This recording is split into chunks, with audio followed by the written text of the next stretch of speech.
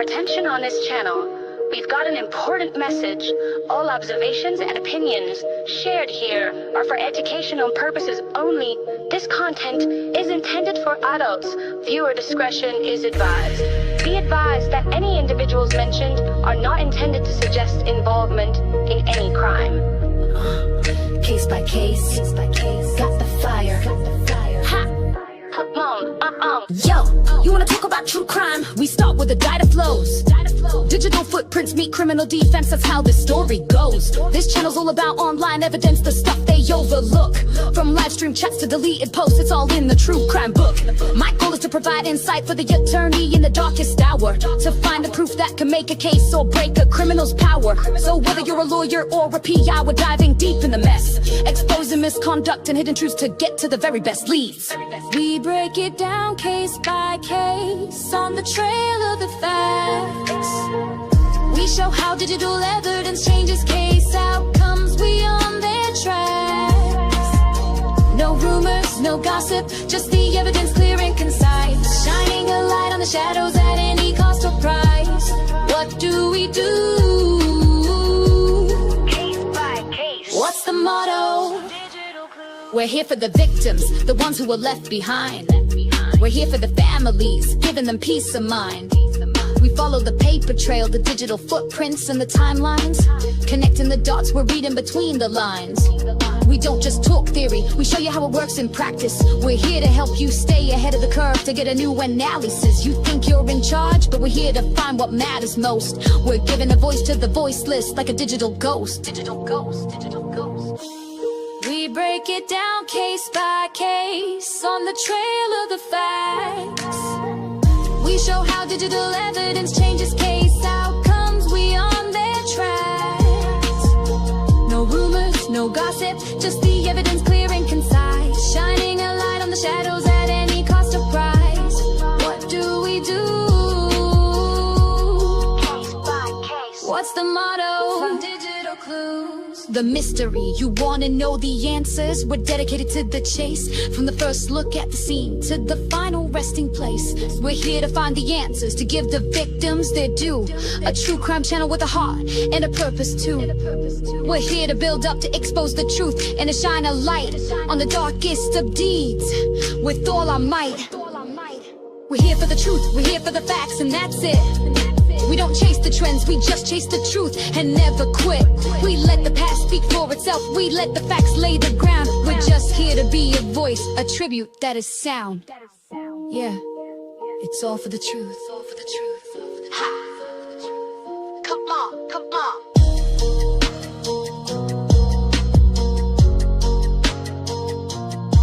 Let's go.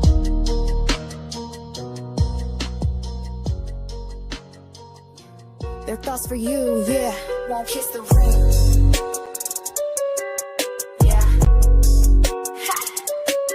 Come on. Let's go.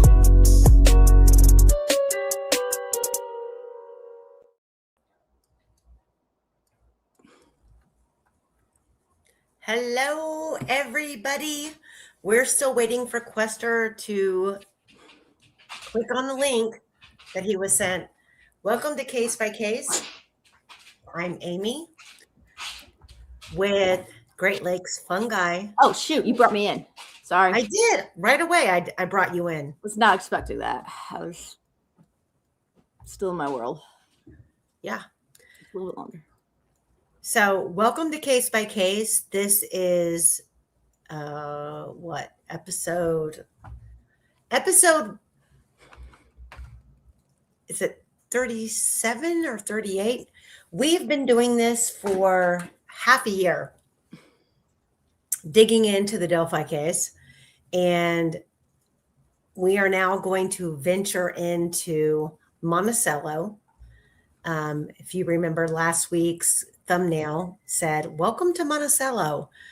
So we're going to be deep diving all of the people who converged on the bridge from Monticello, and we're going to discuss the timeline. We're going to discuss what the state said they said. We're going to discuss what the witnesses said they said.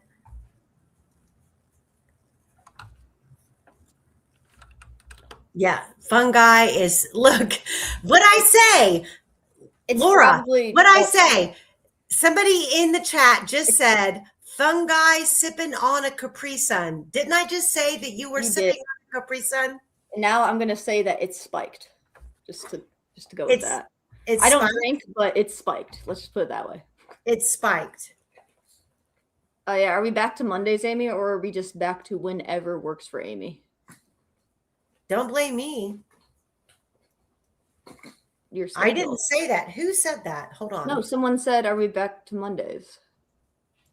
I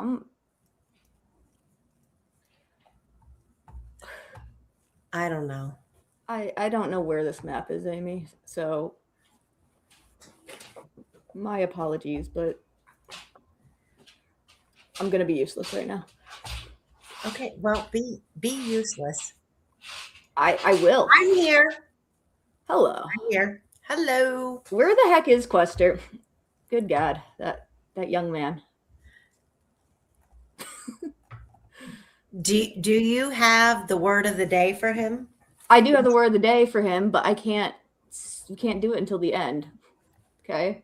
Okay, but you can't give him the definition. I won't, because I want to know if he has it already. Exactly. So we have been digging in to the timeline to who was there, who the freak was there. And I'm going to pull this up. Hold on. First of all, oh my God, let me go back and retract. Yeah.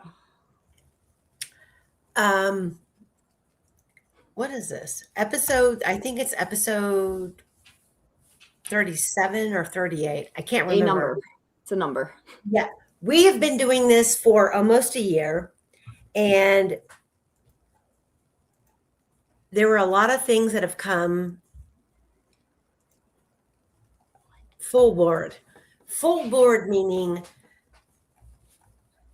all of the camera times, all of the witnesses times, all of the testimony, and we can't, well, we should be able to narrow it down to what the hell is going on here, who was parking at the Mears lot, when, and what time. So last week we went over all of these state timeline. They were in the exhibits, and they were basically breaking down all the timelines for everybody who said they park at the Mears lot. What is going on in chat? What? People are they're saying it was Sundays for a while. It's always Sunday. Well, except for today. It's not Sunday. So let me make sure. Yeah, thank you guys for being here, by the way. I love you all. Sorry if I sound like I'm tired. I just snowblowed like 5 feet in my driveway and it took an hour, so yay. I'm looking for the one. I figured I know how I can kind of explain some of the stuff that I was telling you about. I'm just going to open up MS Paint and start drawing lines and putting names down. The Lindsay of Liberty, welcome. Love you too. So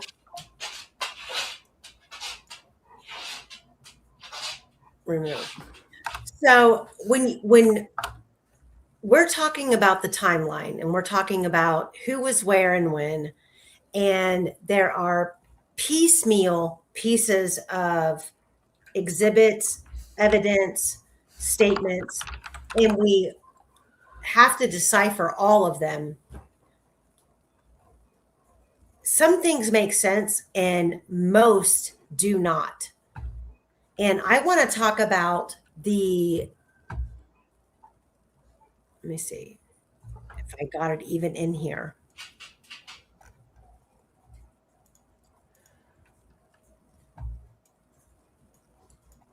I am so confused where this link even went.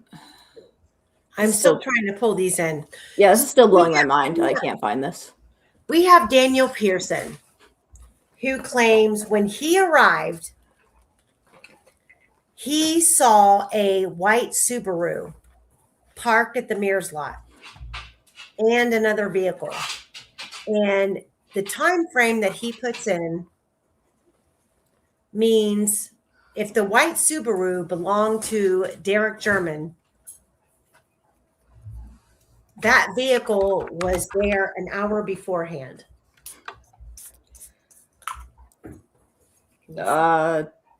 Should have been driving from those houses, right? Or...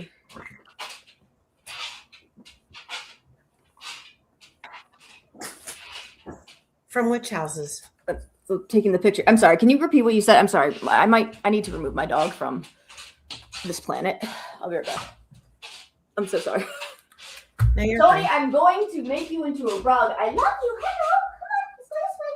This way. This way. This way. This way. Oh my goodness. Oh my goodness. It's the fun. It's the fun. Oh, so much fun. Okay, no. Hold on. You got it. Yay! Yay!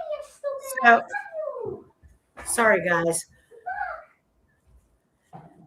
So this is a supplemental report that Daniel Pearson turned in, or well, he was interviewed, and this was created based off of his report.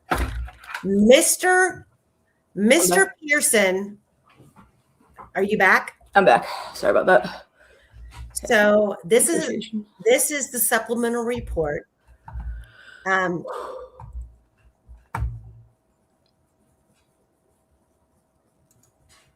That was created from Daniel Pearson's reporting to law enforcement. Mr. Pearson did state when he parked, he noticed 2 other cars in the parking lot for the entrance to the trailhead. This would be Mears. Nothing in this affidavit or supplemental report points to any other area. This would be the Mears lot. So Mr. Pearson did state when he parked, he noticed 2 other cars in the parking lot of the entrance to the trailhead. Mr. Pearson advised he noticed a smaller passenger car that was dark in color and a second vehicle that he thought was a Subaru, and it was white station wagon type vehicle. And I made arrangements for both Mr. Pearson and Miss Hicks to speak with the detective in person. I was still working on February 13th, 2017, when I went to Dave Liebert's residence to see if they have seen anything in the area since they were near the crime scene. I spoke with Mr. and Miss Liebert at their residence located at 2482 North 625 West. Go back and watch our drive into the private drive. The last house on the left, the Liebert's residence. When asked if they had seen anything, anyone or anything strange in the area, they advised me that they had seen a male walking on the roadway on February 13th, 2017.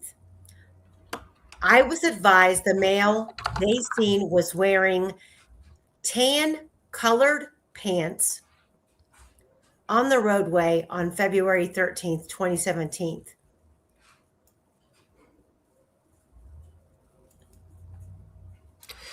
Tan colored pants. Did any of the witnesses say tan colored pants? Any of them whatsoever, other than obviously this one? I was advised the male they seen was wearing tan colored pants with a darker colored top, maybe what appeared to be a scruffy beard under a bandana. That makes sense. Mm-hmm. Not really, but. Mr. Liebert advised he and his wife was going to town, and they noticed the driveway he turned and started walking south on the roadway away from their house. The Lieberts advise they have not seen this person walking in the area before.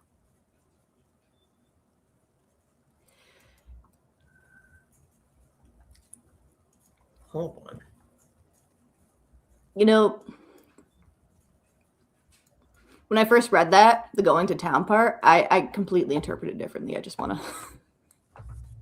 I had to reread it like 4 or 5 times.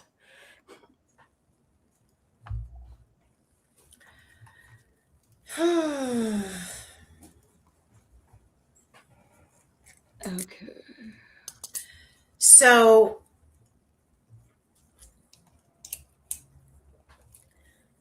despite all these earlier claims, we have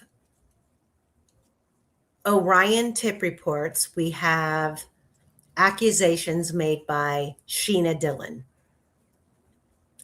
accusing a certain family who are well-known drug dealers, well-known meth traffickers. Do you want me to just say their names? Sure, go ahead. Paladinos, guys. Paladinos. There we go. And for those of you who have joined my channel because I covered the Ashley Garth case and this name has come up, you all know that I have been hot and heavy on the Palladino timeline, family connections, etc., train farm. And this would be a good time to pull in. Hold on 1 second. Yeah, I'm working on grabbing the LiDAR for the train farm. My old link just doesn't work, and so it's been really fun for me. First of all, guys, sorry,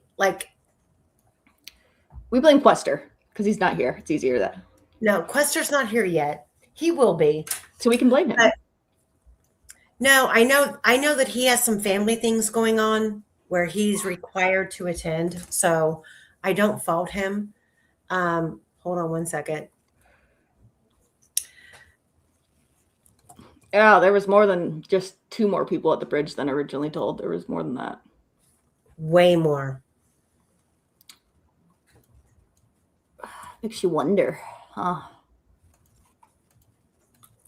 I'm trying to find, I have a video file.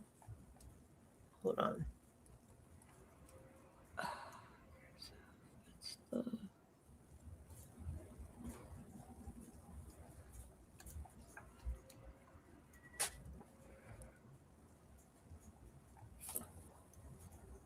They are not making this easy for me. So I had all these things queued up. She did. She swears. Shut up. Sorry. I'm sorry. Shut your mouth. I'm not being dick on purpose. I just am. Just how I am. You understand this. Why can't I?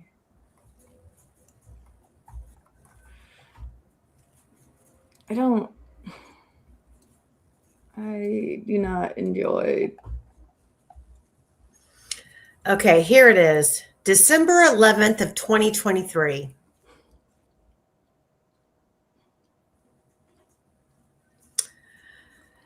So watch this and listen. I can't get closed caption words on here, but watch this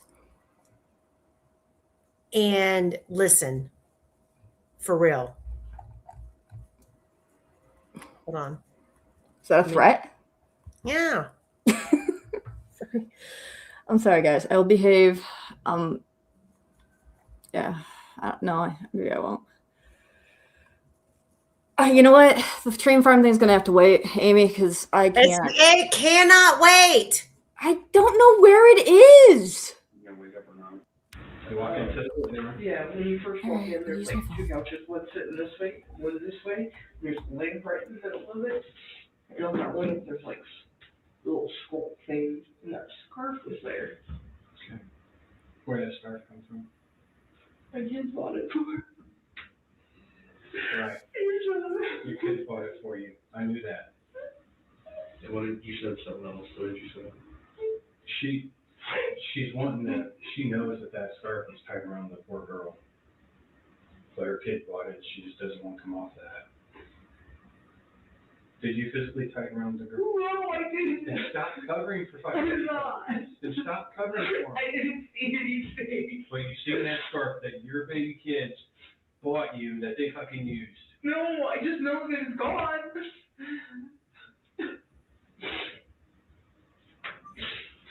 Kids look at the fucking TV. I don't know what the fuck. You walk into the living room. Yeah, when you first walk in, there's like two couches, one sitting this way, one this way. There's Okay.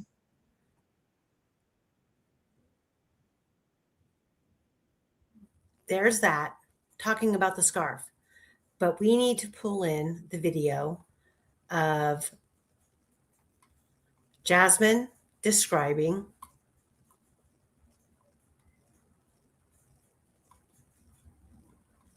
I've been talking and I realized I was muted. What's the significance of the scarf, Amy, for those who do not follow the Ashley Garth case?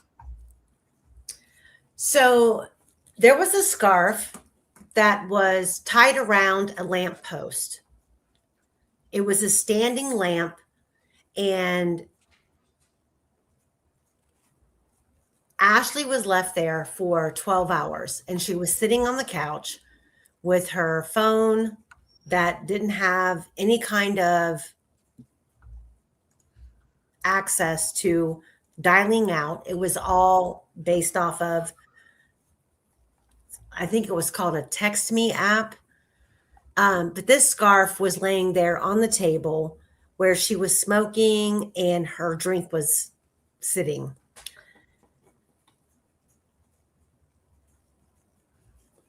Hold on. Okay. I think it has to do with Amazon Web Services, why I can't get to this. Who is that woman? So Ashley Garth is a woman who was involved with Garrett Kurtz at one point. And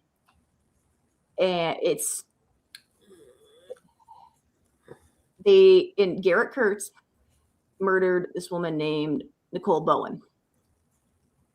And they were engaged with the Paladinos, like in business related. And Garrett Kurtz, the reason he's interesting in Delphi is very good friend of Ron Logan's, hung out around his land.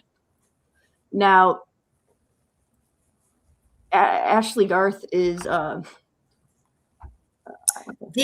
Ashley Garth is the ex-girlfriend of Garrett Kurtz. Yeah, who was shit out of her, and then he basically framed her as having a part in the murder of Nicole Bowen. Give me 1 second. I'm trying to pull this in. No worries. That's why I'm trying to fill it in. So who's the woman in the video? That's Jasmine Parker. Jasmine Parker. And Jasmine was there at the time of the murder. It happened at her trailer. Yeah. So. Hold on. And what's going to lead us into the next batch of inquiries is Talitha Beckley. Talitha Beckley and who she's associated with and who she is covering for should make a lot of difference. But I have to find her, and I played it just the other night and I can't find it now. Do you want me to open up MS Paint and go into a little bit of the interesting connection I found? Sure. All right, one sec. I'm opening up MS Paint. I'm going to share my screen because this is cool and that's how it works.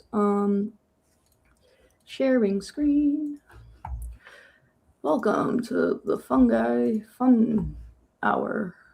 Fungal hour. I don't know. All right. Let me just make sure I got everything I need right here.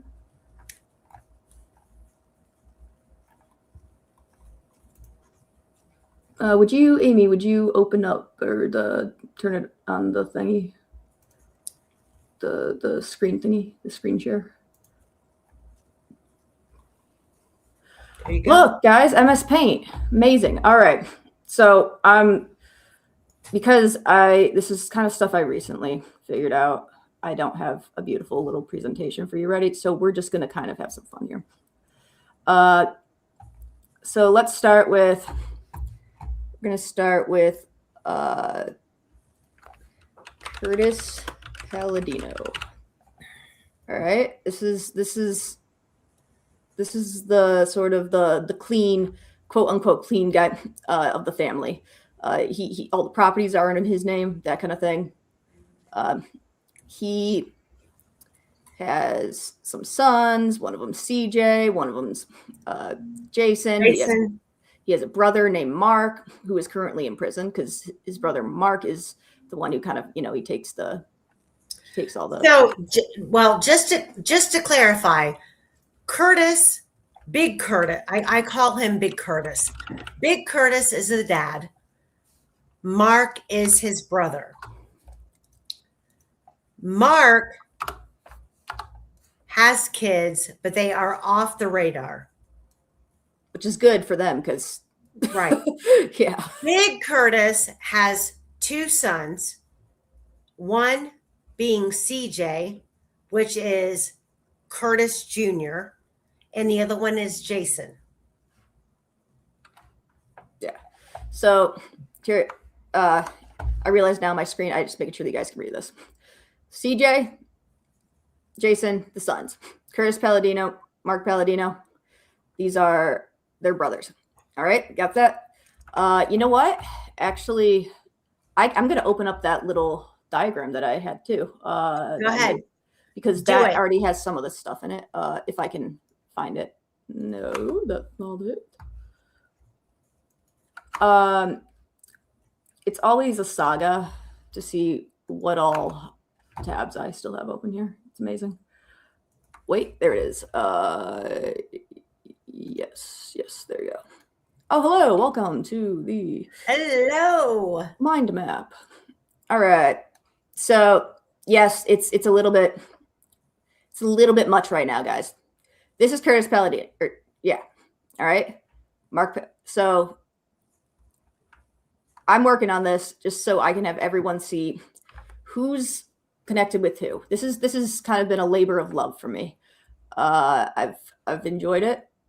There's actually a cleaner version that I could actually probably post for you. Put up right. Did I even? Nope. Okay. Yeah. Okay. So it's in the email box. But so I don't know. Can you guys read this, or is it too small? They should be able to see it. Yeah. No. I just my screen is quite large, and so sometimes it does not translate well to the whatchamacallit. No, cell phones. This screen is massive and it's available. It's not hard to decipher what you're talking about. I'm saying, so this, I've added a bunch of stuff, so that's why I wanted to get the older version so I could just give it to you, or I could just get the older version because it's a little bit simplified. But let me. And I see at the very top of this David Kallenberger with a line through it. That means he's dead. He's dead, but we don't know where he is. Yeah, so someone died. Garrett Kurtz also murdered Ray Hainish. Second, I am looking for the thing I have here. Sorry, fellas. Aha! Found it. All right, here we go, guys. And then I can actually share this with you guys later. Yeah, so all right. So here is, well, here rests. I'm just gonna open it up, the simplified version on this. And here we go. All right, here's sort of the simplified, well, here's the simplified version before I edited a bunch of other stuff in. So this is kind of the area that we're looking at. Like, here's other stuff that's like, here's some other stuff that's kind of related to that, but can I open this in the right side of this map has to do with the trails. The left side of the map has to do with those possibly involved. Oops. Yeah, sorry, I didn't mean to open that up. Yeah, okay. Why are we? Yeah, so that's, sorry, I'm just trying to find the, there it is. There it is again. Found it. All right, here it is. Yeah, there you go. That's a little better. So this is Curtis Palladino, father of Crystal Palladino. He had a child together with Christine McGill. I believe it is Crystal. He's also the father of Jason Palladino. He's currently with Mary Cottrell. Now here's Talitha Beckley. Talitha Beckley used to be with Mark Palladino. Now she's with Jason Palladino. So that's fun. Christine McGill, siblings with Doug McGill, whose father is Douglas McGill, who owns the train farm. All right. You following there? Yeah, it took me a while too. Here's where Sheena Dillon comes in. She used to be Sheena Cottrell at one point. She's had a lot of marriages and dissolutions. So I wasn't really sure the exact relation, but you know, Mary Cottrell and her, I'm assuming, is that. She says that CJ was bridge guy, CJ Palladino. Now, Sheena Dillon is linked with Faith Inman, whose name appears on Cheyenne's picture, the photo that she posted of herself on the bridge that day. And at first, she claimed to be at the bridge with Cheryl Loeffler and Sheena Dillon, but she changed her story. She had a kid with Chase Ingalls and brothers with Jack Ingalls Jr., who had a kid with Cheryl Loeffler. And I'm not sure if I got the Dowdy sisters correct. You might switch these, but Chase has a kid with one of the Dowdys. Kyra Dowdy was a friend / girlfriend of Jason Palladino. Yep. Kylie Dowdy was the girlfriend and a mother of a child to an Ingalls brother. It would have been Chase then. Yes. All right. So is this kind of, I'm hoping this is helping you guys, because I know this is a huge web. And I don't even want to go into everything down here yet. But this is another part that's kind of relevant for us. Oh, did you, one I discovered today, and I haven't added this yet. Mark Palladino used to be married to a Kathy Ellis. I wonder if she's related to Gabe.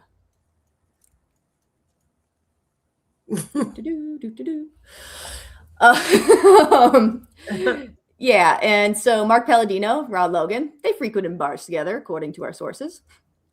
I don't know what nationality of Palladino last name is. I don't know. It kind of sound Italian. Yeah, Candy's got it. Anyways, so that's kind of a little bit of this. So we got some other people here from Kokomo, and I've added some new stuff to this, but Kyle Stacy. He's openly Odinist on Facebook. Kyle Stacy is a major player in all of this. Shut the fuck So is Josh Weaver. Yeah. So how do they factor into the relating to the Palladino family? Amy? Not directly to the Palladino family, but to the Odinism. The Sons of Odin. Okay. I'm writing stuff down. So Josh Weaver is also in Sons of Odin. Mm-hmm. And so is Tyler Joe French. Oh, okay. Which is interesting. So I'll be adding this part too. The whole group right here from Kokomo. You got Josh Hewitt, Tyler Joe French, Robert Teskey, Kyle Stacy, and Josh Weaver. All of them are in this group of Sons of Odin. Very interesting. All right. You guys taking notes? Because I am. No, I'm kidding. I got it. Yeah, and so Jerome Weiss, remember, so he's... Oh. What? Jerome Weiss is a problem. Why is he a problem? Because he's Mary Cottrell's brother. And remember, she's currently with Curtis Palladino. She's tight with... Actually, interesting thing about Mary Cottrell is, so she got divorced from her husband around November of 2016. But immediately when she's filing for this dissolution of marriage from Charles Cottrell, the address that she puts is owned by Curtis Palladino. So we can infer maybe perhaps she was already shacking up with our buddy Curtis here. Which I think is interesting. But I just found that timing to be very interesting. I'm not making any insinuations about it. I'm not going to say anything else about it. I just... Wait a minute. Yes, ma'am?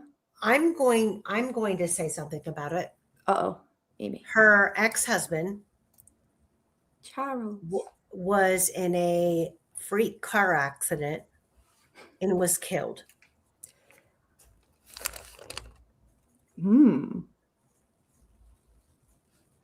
And where was this car accident, Amy? It was either Carroll County or Monticello. Well, Monticello is Carroll County, but kind of, some of it. It was very close to the divorce decree that her husband fell death to a suspicious killing. I'm gonna look at that more. Or accident. I don't know. Yeah, no, that's super interesting. I know that you mentioned it before. I just didn't really connect the dots when I was making this. Yeah, there's some of Monticello is in Carroll, but most of it's in White. Right. There's like a tiny sliver. But so yeah, so here's, I've added other stuff. You can see this is kind of like the newer version of it. I've added Nicole Bowen. Kyle Stout. So Rhonda Smith, she owns property right next to the Palladino compound. Neighbors with Curtis. She's what about her? What stood out again? Like what? I forget what you told me about her.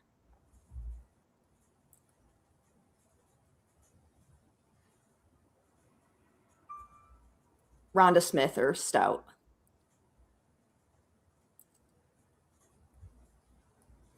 Amy.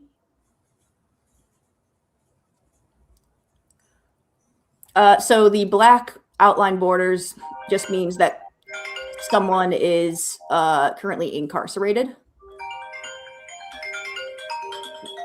Red means they've been murdered.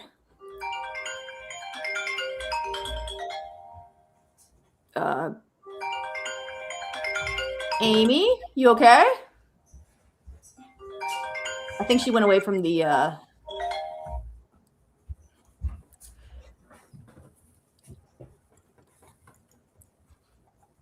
she's probably talking to her parrot or something, you know? I don't know.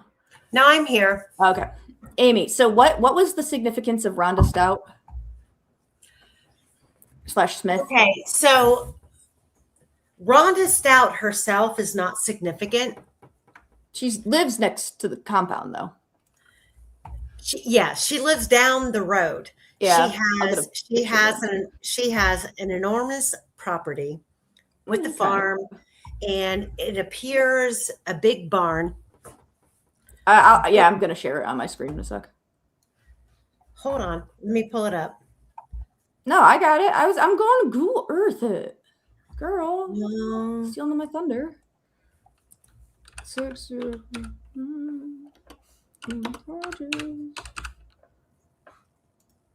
I got it. Allegedly. No, hold on. No, I have got video. it. I have video of all of it. Well, I'm just going to show them the overhead. So this is her property, and this is where the Palladino compound is. That right here, and this is Zoom her in property. some more. Yes, Your Highness. So Palladino Cameron. compound. Here's their trailers. Oh, well, you're talking full blown summer. What? No, with all those trees, it's all full blown summer. Okay, Summertime. well, we can have nice things. Here we go. Now it's not full blown summer. Hold on. So this is the Palladino compound. This is Rhonda's place. And the reason I found Rhonda to be interesting is because in Keegan Klein's family, there are Stouts as well, but I haven't found a connection. However, Rhonda Smith, she goes by Smith now. She got married. Her husband's dead. Rest in peace, I think. Her son, Kyle Stout, was with Garrett Kurtz at the time. Okay, wait a minute. Kyle is not her son. I thought Kyle was her nephew. Okay, we can say that. That's little tiny modification. There we go, everyone. It was misinformation, fake news. Kyle Stout was with Garrett Kurtz at the time of one of his arrests. Who? Garrett Kurtz. Okay, so he was in the car. He wasn't arrested with them. He wasn't arrested with him. No, he was not. Hold on. But he was in the car, which was really interesting. Hold on 1 second. I have to pull all this in. I was trying to buy you time by just going through all this for them.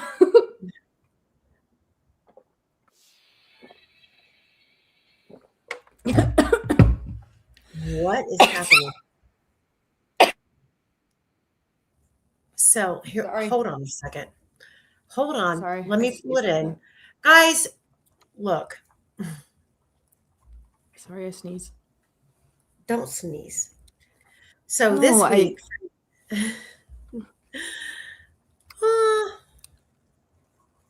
hold on. This week has been super dramatic for me. This Friday, I go to an appointment that is very scary. I've talked about the medical stuff on here before, and I don't want to get into it right now. I'm just saying I'm a little bit scatterbrained and still trying to be on here for all of you who want to watch and learn more. It's very frustrating. That's all I can say. So, hold on. Give me a minute because I have some video.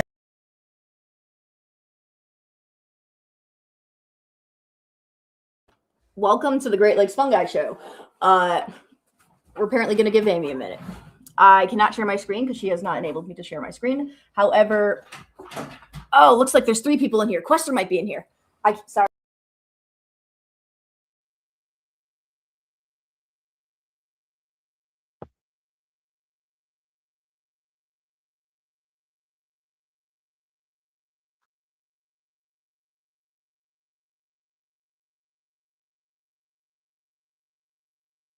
Well, looks like it's become the Quester Show.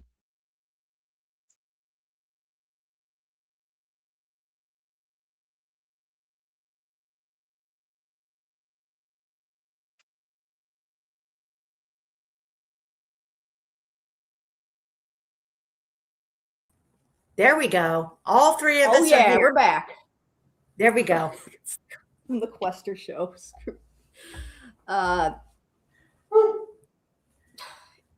Yeah. Yeah, because sorry, we had a moment. Amy said she needed a moment, and then Quester took over. Because so graciously.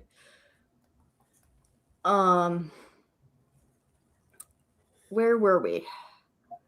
We were talking about, and I have to pull it up, why we are on this hunt for hog farms, train farms, and all the above, and all of the people that are connected to the drug deals to Derek German. I can bring up the hog farm thing if you want. Mm-hmm. Quester, Yeah, what were you doing? Questy's here. Yeah, Quester, what were you doing? Not allowed to have light. How do you mean? You're late. What do you mean? I'm not. I'm 10 minutes early. You're okay. Really? Really, buddy? That's what you're going to go with? Okay. It doesn't. This doesn't work without the three of us, period. I want a pay rise. I could bring in chickens and everything would be cool. One sec. I'm looking for the. Oh wait, this is Carroll County. We don't want Carroll County. We want Indiana, White County, because we're going to White County, my friends. We're gonna go to White County.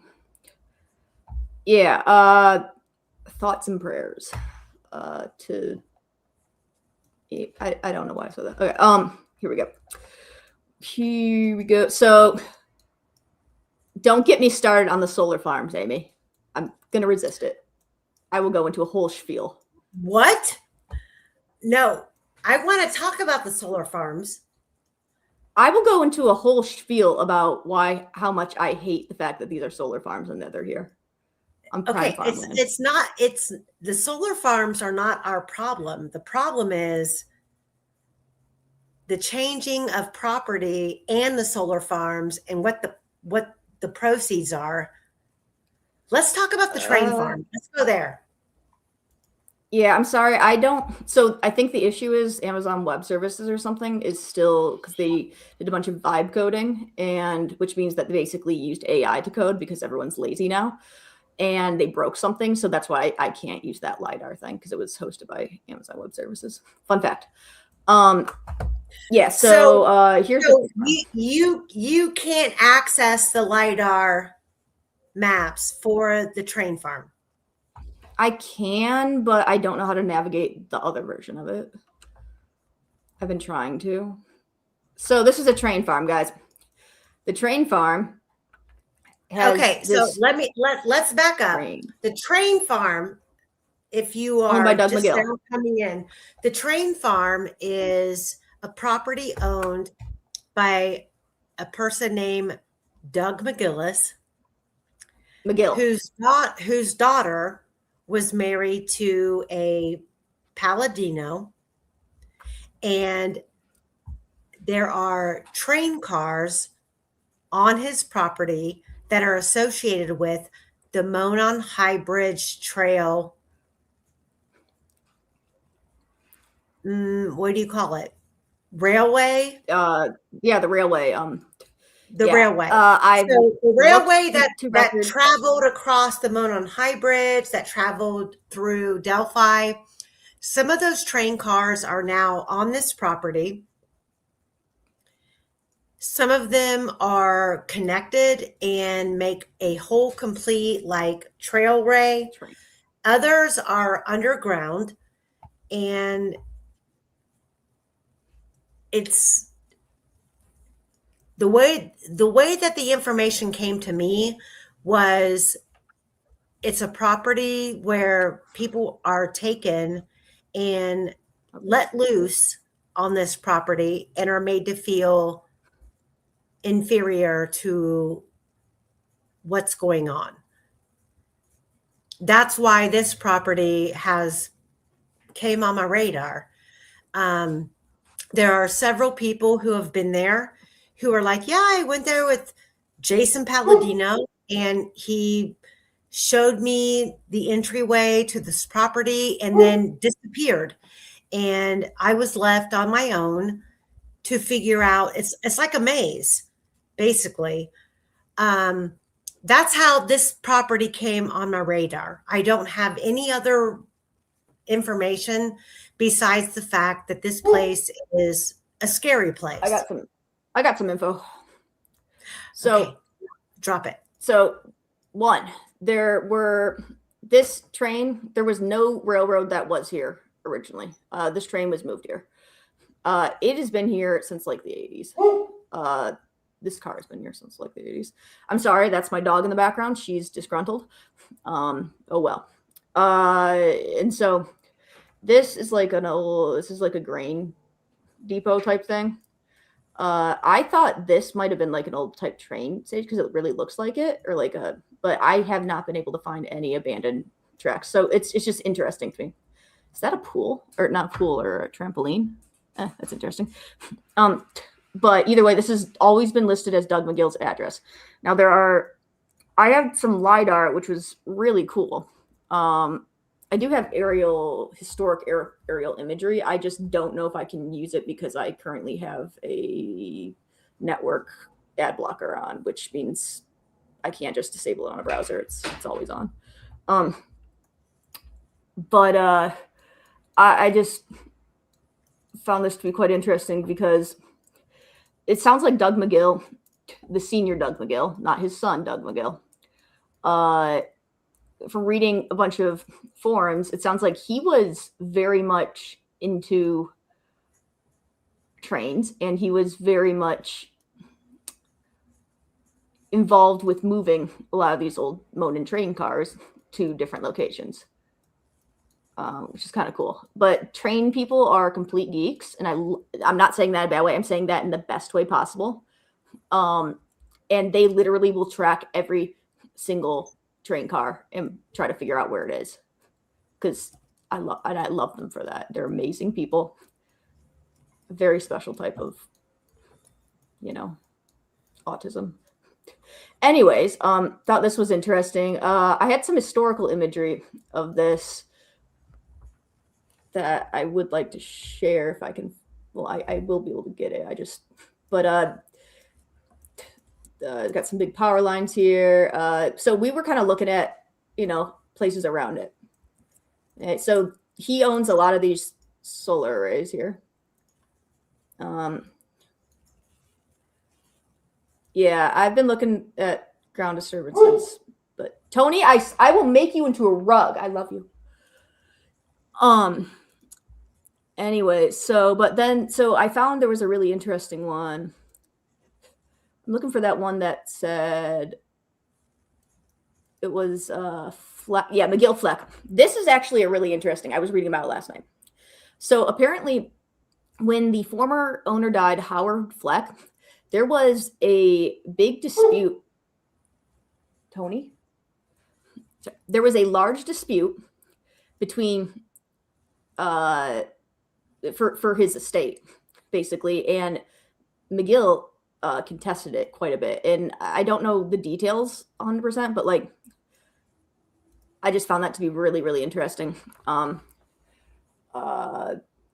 Because on this map, suddenly he ends up with part of this land. So I'm guessing that the settlement had to do with partial ownership / proceeds from this solar farm, which is kind of interesting.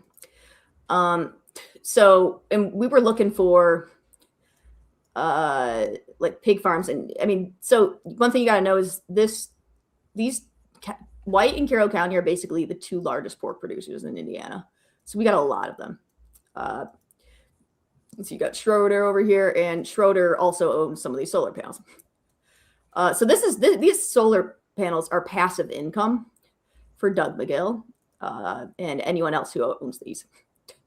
I hate them with a passion. I'm going to do Amy a favor and not go into everything. You guys might know I know too much about the power grid due to my spouse, and I know too much to not complain. But so yeah, but Amy, I would really like to show the one property owned by Curtis with the pigs around it. I think was, if that's okay with you.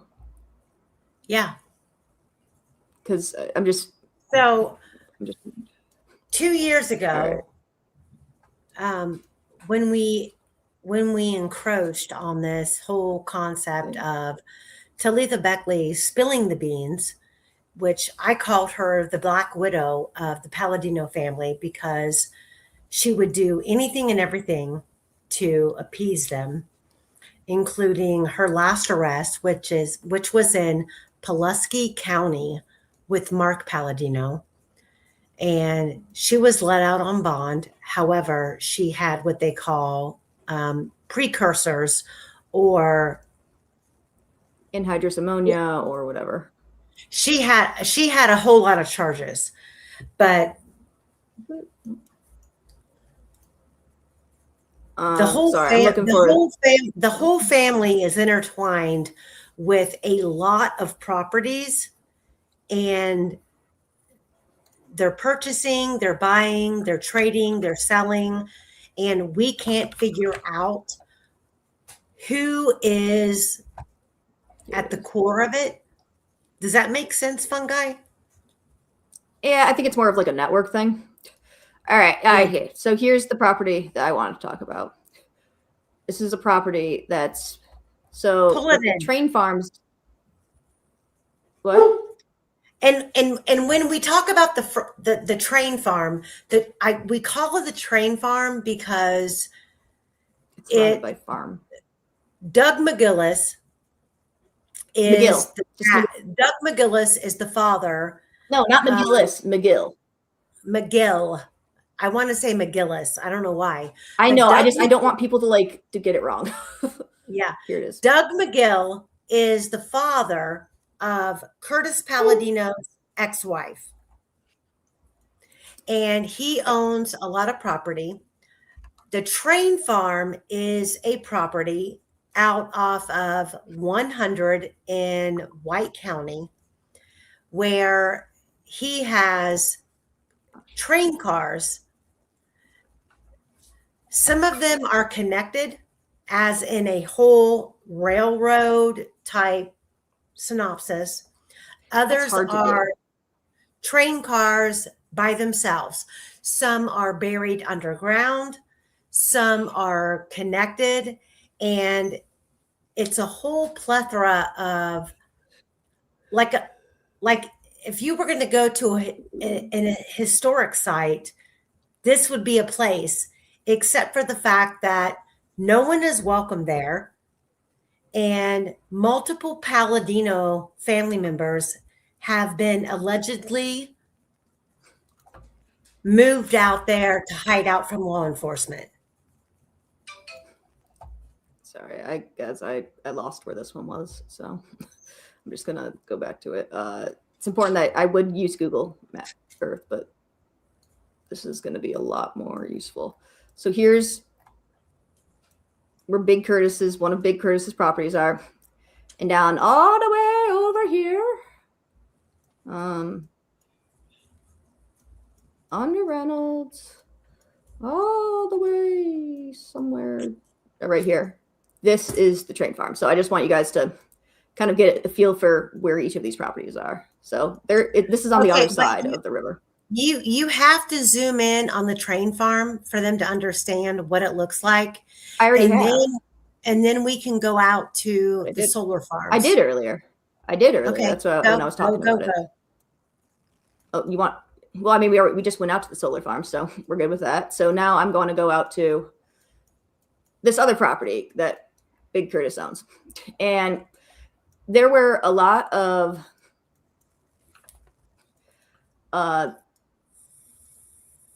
not just rumors, but like people claiming that what they did is they would feed people to hogs. And we were like, okay, but where are the hog farms around the Palladino compound? Because at first we were kind of zoned in on that. Couldn't find that many.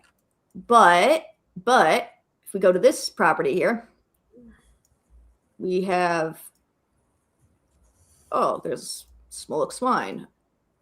Oh, there's another Smolok swine. There's a Hufford. Here's excuse you. There's a bunch of pig farms, basically. Sorry. Oh yeah, up here. Here we go. Sorry, I went the wrong direction, fellas. Here's another Smolok swine. So Midway Pork is also owned by Smolok swine.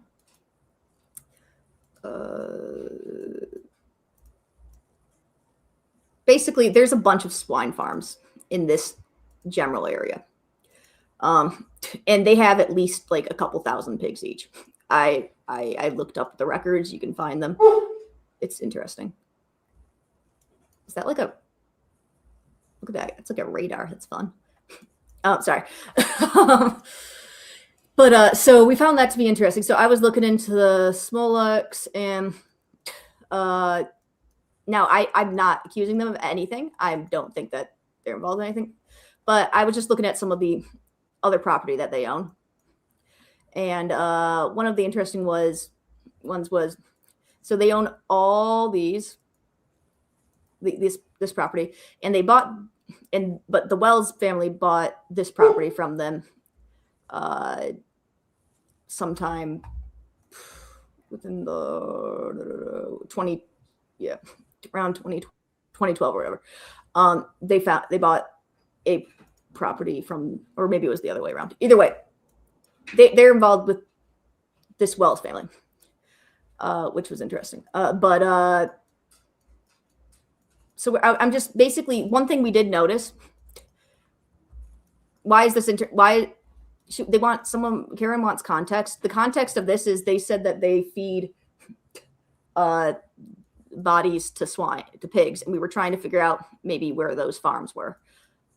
And we suspect that maybe these are part of them. But so the one thing that we did figure out when we were looking at the North Hodges and Monticello, which is where the Palladino compound is. The one thing that we did figure out is that a lot of the names in that little neighborhood are really familiar. And so what that told me, at least, is that they like to do business with their neighbors. So it told me to look around at their other properties and who was nearby, just because I wanted to know who all they've bought stuff from, all that kind of thing. So here's that we'll go back to, if I can find where I put Curtis Palladino's property here. Yeah.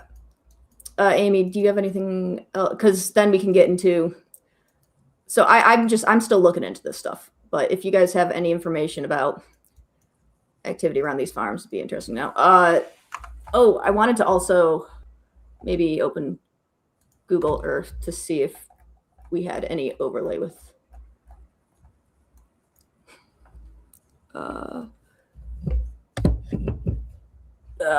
Amy, can you address the Blessings Galore, what Blessings Galore said?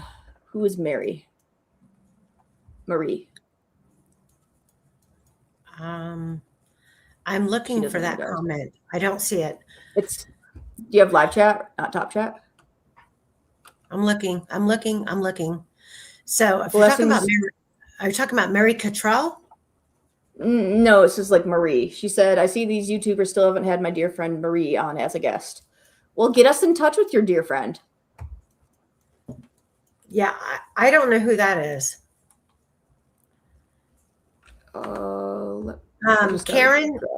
Karen asked, Amy, can you please give us some context, please? I'm confused. So we're talking about all of the affiliates around the Delphi case, and the properties and people who called in tips and where these tips were led. And we are deep diving the names, the properties, and how they connect to each other, if they connect at all. We have probably 100 names, More than that. yeah, that have been tipped in. And the crazy thing is that a lot of them don't pretend to know each other, but we are trying to show you how they do and where their properties are located and how it could possibly be related to the Delphi murder. There's a lot of claims being made about the Palladino family, and we kind of want to, like, if we're not able to get direct, basically proof or whatever, like directly on it, then I want to at least see if we can find some evidence of other claims, which is kind of, we were working on that because they did claim that there was evidence from the Delphi murders hidden underneath one of the house in an open space underneath one of the houses at the Palladino compound. Well, I find an article that has someone hiding in the space underneath one of the trailers in the Palladino compound. So we know that that's there. Interesting, right? So it's little things like that. Blessings galore. If you have someone who has information and wants to come forward and wants to be a guest on this show, I am more than willing to allow that. Bring them forward. I would love it. It would make me so happy if you could do that. Blessings galore. Do it for me. Do it for Quester. I don't know why, but you should do it for him. So can I now go into the other thing, that the Johns? Yes. Yes. All right. So, all right, fellas, hold on tight. We're gonna keep going. We've got what's that? We're just gonna search for another fun thing to do. Oh, that's yeah. No one's named 252. By the way, we're gonna go to. We were gonna go to name. Wait, no, Yemen's in white. I'm sorry, guys. I'm smart, but not that smart. There's a lot of counties. I get confused. I can barely remember which county I live in. Here we go. 252 Main Street. Hello. All right. So our buddy Curtis owns this here property, 252 West Main Street. This is public information. I'm not doxing anyone. Thank you, Bacon Schneider. Yeah, it's in Yemen, Indiana. Yeah, so Yemen. Here's where Yemen is. Here's where Yemen is. Here's where Delphi is. Yemen, Delphi. Yemen, Delphi. So you guys get an idea. Now, the Palladino compound, right here. So it's like right in between. Palladino compound, right here. Yemen, Delphi, Palladino compound. Trails. Palladino compound is 6045 600 Monticello. Yeah, North Hodges. So here's that area. All right. So hopefully, I just want to give you guys a lay of the land in case that you didn't see it. For those who are just listening, Delphi is to the south. Yemen is north, and in between them, but a little bit to the west, right along the Tippecanoe River, I think. The river. It's all on the Tippecanoe River. That's where the grandmother lives. She owned a bait shop, and her house is where CJ Palladino now lives. Okay, yeah, I think I found that before. Anyways, but I'm just saying that right along the Tippecanoe River is where North Hodges Drive is, and that's right, like about midway between Delphi and Yemen, but a little bit to the west. So not like completely like on your way, but it's an interesting location. Now, so we're gonna go to Yemen, and so this is another property Curtis owns. It's called Schoolhouse Auctions. It's very interesting. Very interesting to say the least. Yeah, interesting stuff, right? Yep. Here, see, this is another Main Street address he owns. Where was my buddy over here? I think. Wait, maybe he's over here. There's a dude who lives right across the street. I think was it. Okay, but anyway, his name is Ryan Ray Pearson. He's a convicted sex offender. But there's a lot of them. But the Curtis on Main Street in Yemen sits on the same side of the street as the Schoolhouse Auction. But the Schoolhouse Auction, Curtis Palladino only owns the property. He doesn't own the business. It appears that he's leasing out the property to different people for an auction house. Oh, Curtis did do some really weird payments in 2021 on this abandoned building. But he didn't own it or anything. He just 2021 just randomly started paying some payments for it. I thought that was weird. I don't know if anyone has any ideas. I wanted to share it though. See, right here. Very interesting, right, guys? Yeah. These are just things that like I will share with Amy randomly, and I wanted to share them with you guys in case anyone else had ideas. But here's where here's Curtis's place right next door. He also owns the property there, and then he also owns this property right here. So one thing I was looking at was I wanted to see some of these farms because, anhydrous ammonia is a thing that is stolen from farms sometimes. And also, auctions are a good way to launder money, someone said. Ryan Ray Pearson is in here. I do have a picture. 1 second. Let me just find so I can actually find the exact spot here. That's not it. That's not. Oh, that's illegible. Oh, here we go. Here it is. All right. So I'm going to open this up now. Sorry, it's because I labeled it. I didn't. It's a lot easier to see now. All right. So a few interesting last names here surrounding our buddy Curtis's place. In there's Schoolhouse Auction. Oh, that's weird. Okay, wait. So, well, the Schoolhouse Auction building itself and property is owned by Curtis Palladino, but no, Amy, look at this. So he leases it out to different people. Amy, what? Amy, this has changed literally in the last 2 days. All right, see this one, Curtis Palladino. Okay, it says Curtis Palladino owns it. Now this, when I did it the other day, no, it's a different address. I don't get what the heck. That's really weird. Because this is where that pedo lived. But apparently it's now showing a different address or something. I don't know what's going on there. Okay. Sorry, I was confused. I'm still confused. They're watching. Either way.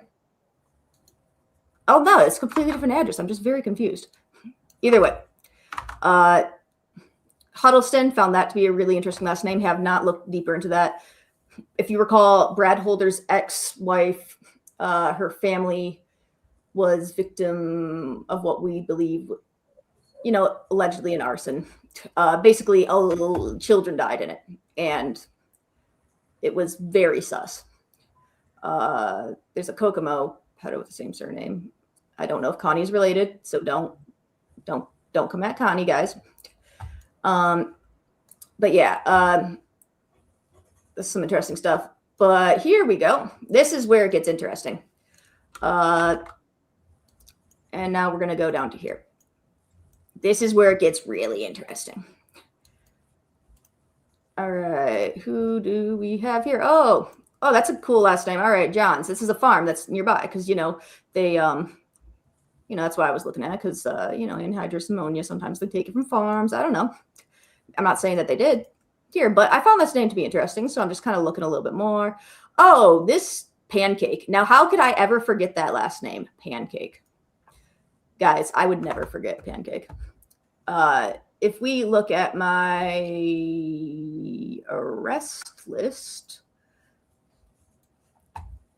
which is a beautiful list I have here. Let me go looking for some Pancake. Wait, this is not the right one. It's a different list. It's like, this is not, I have to get the anhydrous ammonia list. Never mind. I have multiple lists, my friends. So that was the arrest list for child sex crimes, but I have another list, which I have here. Here we go. Wait, no, that's not. That's Amy. That's the vault. Here it is. Here you go. All right. Once again, I use dark mode, so some of this stuff. But very interesting because we have for anhydrous ammonia arrests that were made for manufacturing with anhydrous ammonia. We have a little buddy here that's familiar because I could never forget Pancake. Brian Pancake and his lovely lady friend, Tammy. Yeah, so here we go. Arrested on drug charges, meth, paraphernalia, manufacturing meth, nuisance. Now, what would, and so the other thing is, so I'm looking into this Johns who lives right there. Sorry if I'm just going off and off, Amy. And if you want to interject, please let me know. I'm just going. I'm on a run here. I'm on a roll. I'm looking at this Daryl. I'm gonna let you go. Go. All right. For lack of a better term, this Daryl Johns guy. Well, we know him. We know him because, and I want to get this completely right. So let me just make sure I am reading. I'm opening up the tree of the trees. My 2,100 person family tree I have here. Daryl Johns is, and I'm not saying he knows anything or nothing. All right, guys. He is the stepfather of one Jake Arthur Johns, who, and I don't know if you guys recognize that name. That is a big name. That's a big name in the Delphi case because Jake Arthur Johns is one of the searchers who found the bodies, along with the guy named Shane Haygood. And Shane several others that we cannot prove, but on good word, I have that there were multiple people out there with Jake Johns and these other people who took photos and then sold them. Sorry. What are you guys not like? What's not making sense here? I'm curious. Like, I really want to help explain this to you guys. Like, I know this is kind of roundabout, but this comes back to Delphi if you stick with us. So Daryl Johns, Daryl Johns' stepfather of Jake Arthur Johns, who is the wife of who's the husband of Jennifer Coghill, who was working at the Patties that morning, who works for Becky Patty in her insurance business. Small world, right? But why the heck would Brian Pancake be living on, so contract here, under contract, that means basically it's someone who's renting it out or like leasing or like, leasing it out or whatever. That's what that means. It's basically they're living there. It's still owned by Daryl and Barbara, but it is he's currently a resident who's purchased the right to have residence there. But why would they be allowing this, guy who's been accused of manufacturing meth to live on their property? Well, that's because our friend Barbara, Daryl's lovely, probably absolutely lovely woman, probably lovely wife. Barbara married a name by Philip Pancake and had a son named Brian, and that's him. So right now, I'm connecting the Johns family with the meth trade that Curtis Palladino is involved in. So I'm connecting players here. All right. Now, don't know if it has to do with Delphi, but as we said, tentacles. Okay. We don't know for sure if this means anything involvement, but we can say at least that there could be some serious overlap, because if Brian Pancake, and here I'll help you by opening up MS Paint one more time. If we got Brian Pancake, I love you. Oh my God, I love you. got Brian Pancake here. All right. If he's getting in trouble for meth, so we know he's into meth, and because I like Breaking Bad, I'm gonna put blue, because crystal blue persuasion. Anyways, Brian Pancake. He is the son of Barbara, who is married to Daryl.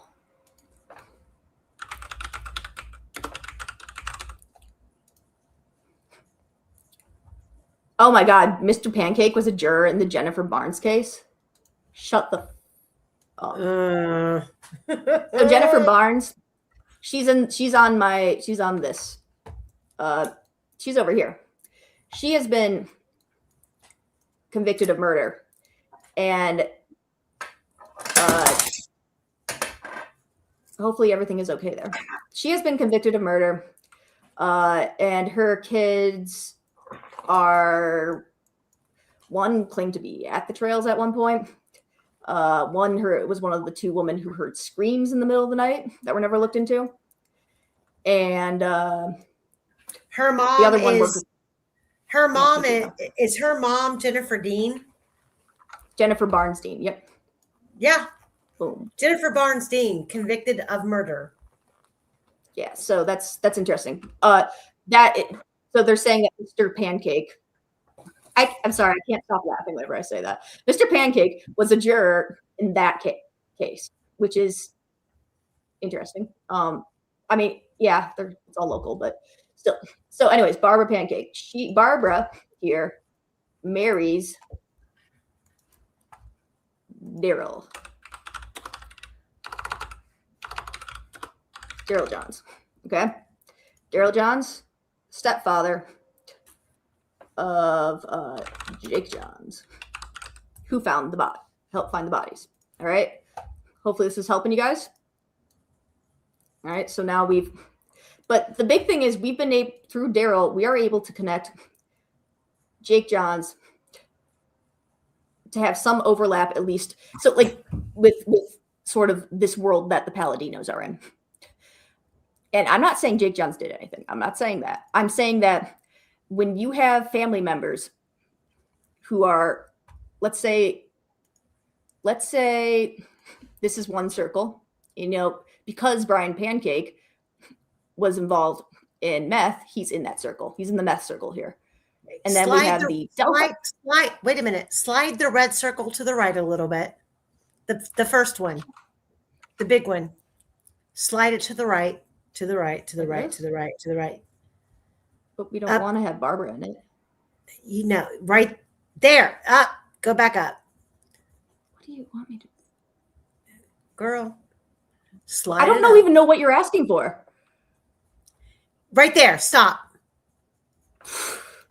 Now add the second circle because Jason, Curtis, and Mark and CJ are not in the same circle as the Pancake family. Well, I'm saying that's the meth circle because they are technically all in the meth circle. So the blue one's the meth circle. Okay, guys. These are the people. There are two separate families who are doing the same thing, but we don't know if they are working together or not. Yeah, that's what I'm looking into, and I think they are. But so here we go. I'm just going to put these guys. They were in the same world. Let's put it that way. I'm going to put at least Mark and Brian because they've been, actually caught with it. Now we can now say that it's possible that Jake Johns, who's over in this Delphi circle, maybe has had a family meetup with Brian because his stepdad, married Brian's mother. So now we can say there are more overlapping circles. So the overlapping circles, I just want you to imagine all these things as all these people, all these little cliques, all their interests, whether it's cooking meth, whether it's they were all at the trail, whether it's they're all part of the same family. Imagine all those like different things as separate circles, and I want to see where they overlap. That's what I've been trying to do. And this is an overlap that I can't ignore because, Amy, am I allowed to say the stuff about what you sent me earlier or no regarding another pancake? Or we're going to hold that off on that one for now? No, you can say whatever. No, because I know it was in some of the stuff that you sent me earlier today. And I'd want to make sure that regarding Harley.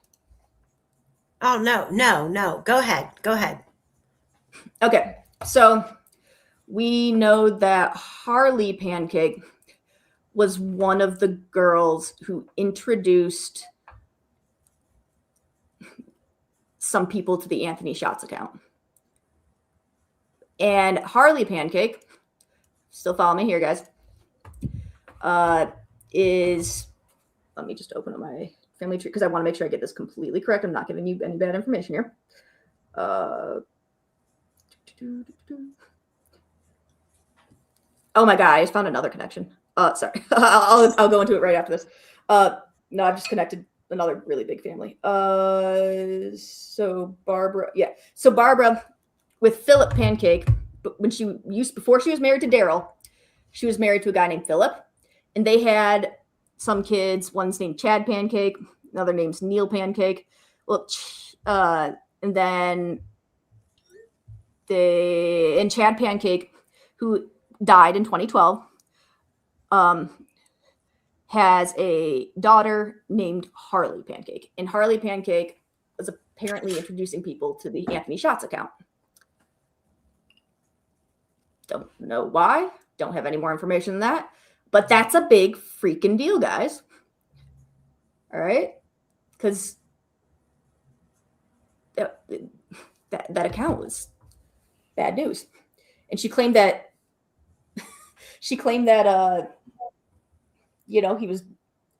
Anthony Shots was based in Logansport somewhere. They didn't know where, but based in Logansport. Hey, but you know what's funny? Daryl L. Johns has an ex-wife who, before he married Barbara, this is what I just realized, whose last name is Bridge, which Bridge is related to, is one of the couple surnames that's related to, I believe, Libby. I don't know if this Martha Bridge in here who is his ex-wife. His ex-wife's Martha Bridge. I don't know if she is related to Libby. However, Martha had a husband by the name of William, quote unquote, Randy Duff. Now, if that doesn't sound familiar, it should, because Nita K. Duff is the assessor of Carroll County, and her son has been in some pretty big trouble for meth lately. No. Yeah. Yes, it's true. Hillary Duff shout out. Okay, all right, Shabugs, I'm doing it for you. Yes. I just figured that one out, so I don't have anything presentable for that. But and also Nita K. Duff's maiden name is Coghill. It's Coghill. So if we go for Nita, why are we don't want that color. Yeah, there we go. We're going to put Nita K. Coghill because that's her maiden name. And then we got Randy Duff. They had a kiddo named William Duff Jr. All right. So we're gonna make this perfect here. We're gonna do that. All right, visuals, hey guys, visuals. There's 2 polls at the top of the chat. There's a Q&A and there's an actual poll. Nice try. I'm not going to tell you where I'm located. Nice try, Fed. No, Pancake is legitimately the name. I'm so happy it is too, because it's so easy to remember. All right, but so the way that Randy Duff and Martha Bridge. So Martha Bridge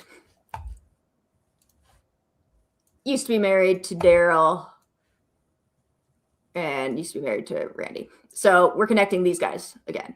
All right, guys. So that's how these guys are connected, which is great. And because William Duff, he's also in the meth scene. But Nita K. Coghill, I find that super interesting because her daddy was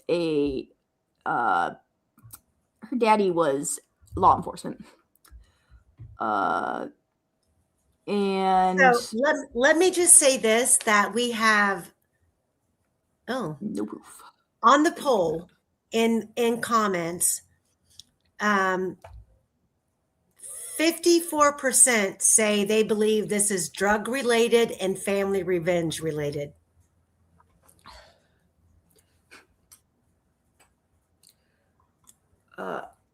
Is anyone unable to follow this? Because I'm trying to make it. I'm trying to give you guys visuals, and I will do my best to make like better mind map with this. It's just a lot of the stuff I have only kind of discovered within the last couple days, so it's exciting for me. You guys are getting it very raw. Oh yeah, and don't forget that Jake Johns is this is where the family wreathful thing comes in. His wifey is Jennifer Coghill. So hey, we got more family members here, guys. It's a family affair. Yay. Look at that. And she is related to Nita. Do not say Richie. Do not say Richie. No, Nita K. Coghill is what I'm trying to say. Sorry, guys. I'm trying to figure. Okay, so Jennifer's grandfather and Nita K.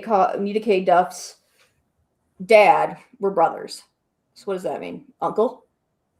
Cousin? I'm sorry, guys. That would make they're related. Okay, Coghill's dad has a brother. That would make him her uncle. Her grandfather. So Coghill's grandfather. This is what I'm telling you, though. I don't know if I'm getting it correct.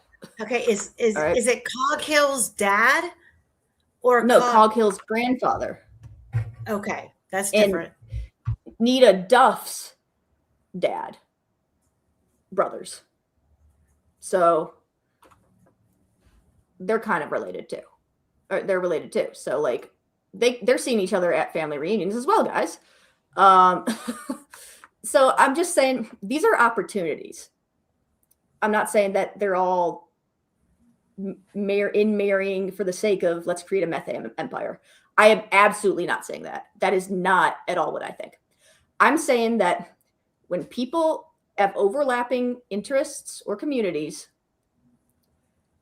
then there are opportunities for those people to meet or just meet, you know, like in more opportunities that you have to meet, the more likely it's that you can know someone.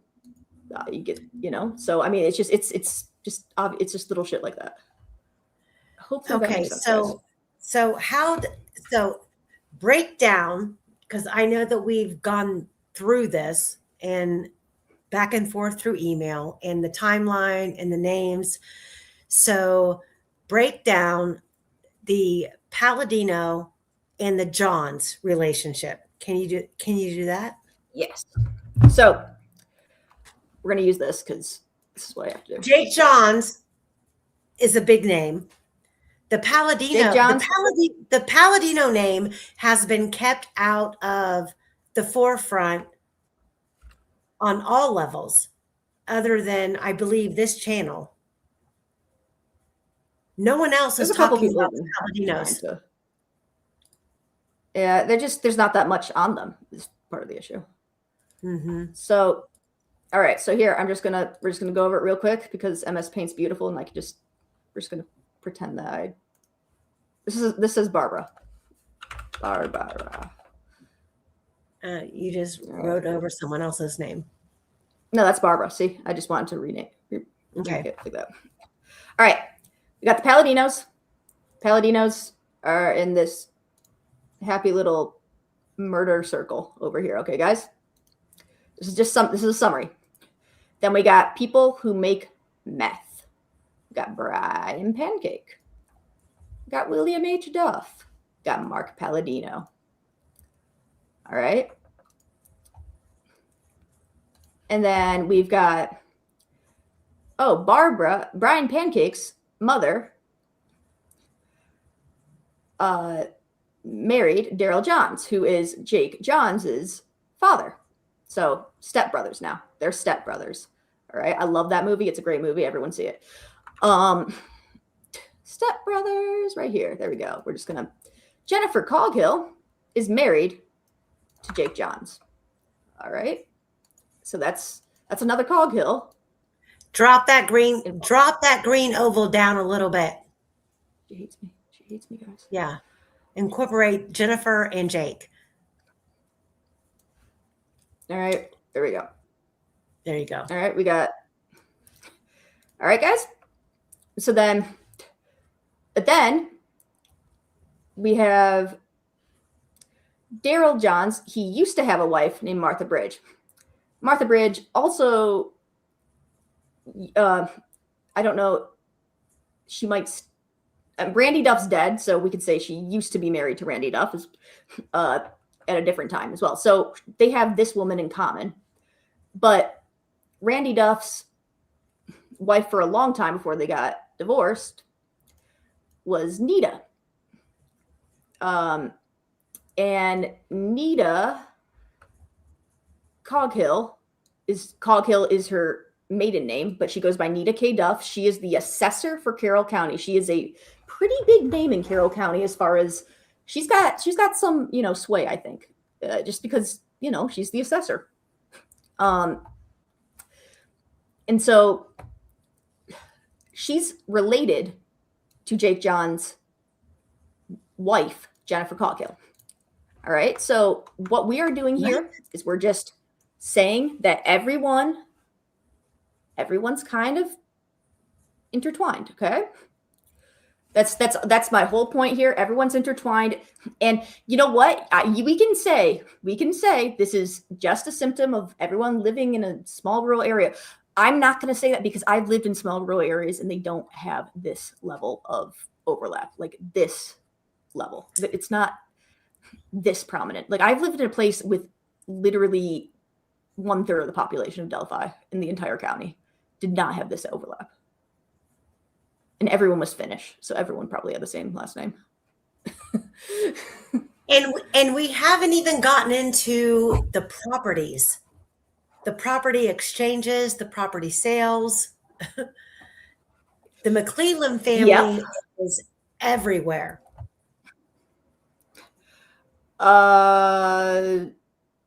AKA Radar, what is GM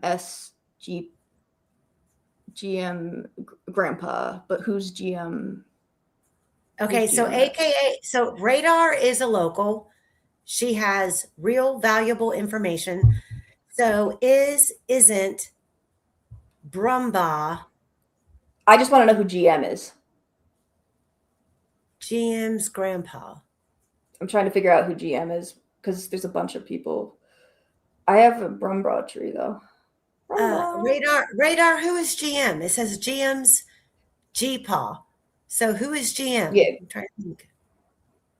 Yeah, so while we're waiting for that, yeah, I don't see an obvious GM here. Yeah, but so Digital and Love and Light for All both make a great point that that we should emphasize one more time. Jennifer Coghill works for Becky Patty. She was there that morning. She knew that they were going to the trails. Not saying that's anything to do with it. Charismatically, thank you. Chris, thank you. Charismatically is my guy. He's the one who made my intro video for me. He's the bomb. He's got a really girly voice. Huh? He's got a really girly voice. He incorporated it, but he put it all together. But no. Thank you, Glenna. Chris. Is that you're talking about AKA Radar, Glenna? Wait, no, that's a different one. That's a different one. No. That's related to Abby, Glenna. She said Derek German's okay, wait a minute. Derek German's daughter, GM. Okay. Yeah, I know that Abby had a sister with GM initials, but or like a half sister. I'm looking. Yeah, I don't see I don't have it if it is. Yeah, and yes, Libby's grandfather, or at least someone know I know her name, do you? Oh, there he is. Hi, Quester. Quester, thanks for joining us today. That's all right. You're doing okay Quester, on your own. I'm just here to bail you out when you get stuck. Yeah, what's her name, Quester? Tell us. Glenna Myers. Ooh. Okay, that's what I thought. But him. No, I thought she was Abby's. Abby's sister.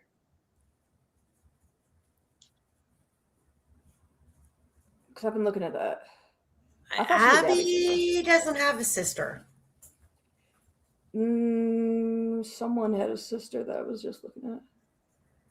I don't know where they are. Libby has a sister, but Abby does not. Yeah, no. Glenna Myers.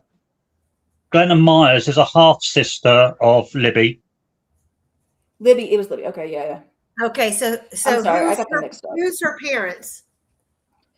I've been trying to find that. I have no. A half sister would mean probably that Derek German was the dad. Yeah. Who's the mother?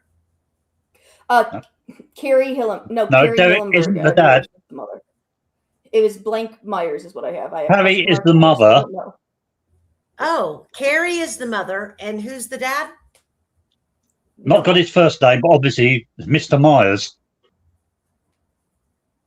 And this is the girl who looks identical to Libby, right? Apparently so. I haven't seen a picture of her yet. I have. Yeah, so she I believe she did. Yeah, no, yeah. I'm sorry, I got them mixed up, guys. I didn't mean to the Abby and Libby thing. I don't know So why I no, thought. let me answer a couple of questions in the chat. So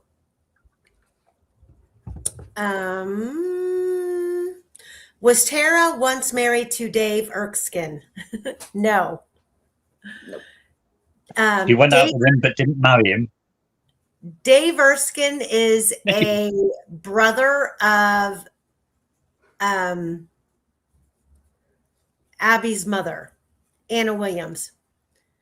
He's like a half brother, and he was I believe, a volunteer firefighter, and he was present during the search. And after everything went down, when the girls were found on the 14th, he then had text messages of him that he was communicating with someone made public, describing the crime scene. That's David Erskine. David Erskine at one point was going out with Tara. Which is really weird. What? Okay, so I thought David Erskine sure was that- like her brother-in-law, was her brother or half brother. No, not that's Tara's Tara half-brother. with the Germans. Tara is related to the Germans, remember? Yeah. Erskine's related to Abby. So, but I'm pretty sure, isn't David way older than Tara? Not that it stopped anyone. But wasn't David a sibling of Anna? Don't think so. I would have to double check that. No, I don't David have was. No. David Erskine was on a different line to Anna. David Erskine would have been the adopted step uncle of Abigail. Work that one out. No, I'm not going to. No, I didn't think you would. I'm going to need time for this one. Okay, I'm confused. Yeah, Anna and David are related. Tara and Derek are related. That's what I'm saying. That's what I'm saying. David was related to Anna and related to Abby. Yes. And I never heard anything about David and Tara being in a relationship ever. They were for a little while before Tara and Josh Lank. Okay, so that was way before the murders. Yes. Yeah. Okay. So back to square one, David Erskine is related to Anna, and he was a volunteer firefighter, and he was out there during the search. The issue is that David Erskine was on the scene of the crime scene and revealed information, including details of the crime scene that do not match the crime scene. He said Abby was sitting up next to a tree. She looked like a baby doll. From my understanding, with people who live locally, the people who were there at the crime scene, and there's a couple people in chat who can vouch for me, who live in that area. I'm not going to say names. I'm just going to talk about what I've been told, is that the people who were there present at the crime scene, not all of their names have been divulged or made public. There was more people there than what we have been led to believe. Number two, there is a huge discrepancy about what the crime scene looked like when it was originally found versus what it looked like during the trial, i.e. the sticks. Those do not match the original description of the crime scene. And that's just talking about the crime scene as we know it. But everybody wants to blow past the early morning hours of the 14th, where we have like dove deep into the law enforcement audio transcripts, where we can prove based on the transcripts of that audio that the bodies were found way earlier.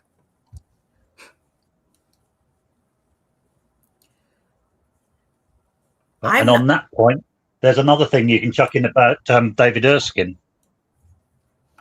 According to his text, at 10:15, he and Weaver found the girls and used the fireman's radio to call it in. And a certain policeman told him to shut up. Just name it, Quester. Just tell us who. Who was it? I can't name him. I could never name Toby.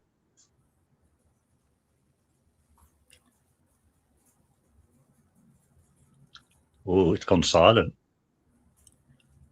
Okay, say that again. Sleazenby. Lesenby. Yeah, old Sleaze himself. Told him to shut up. That's what.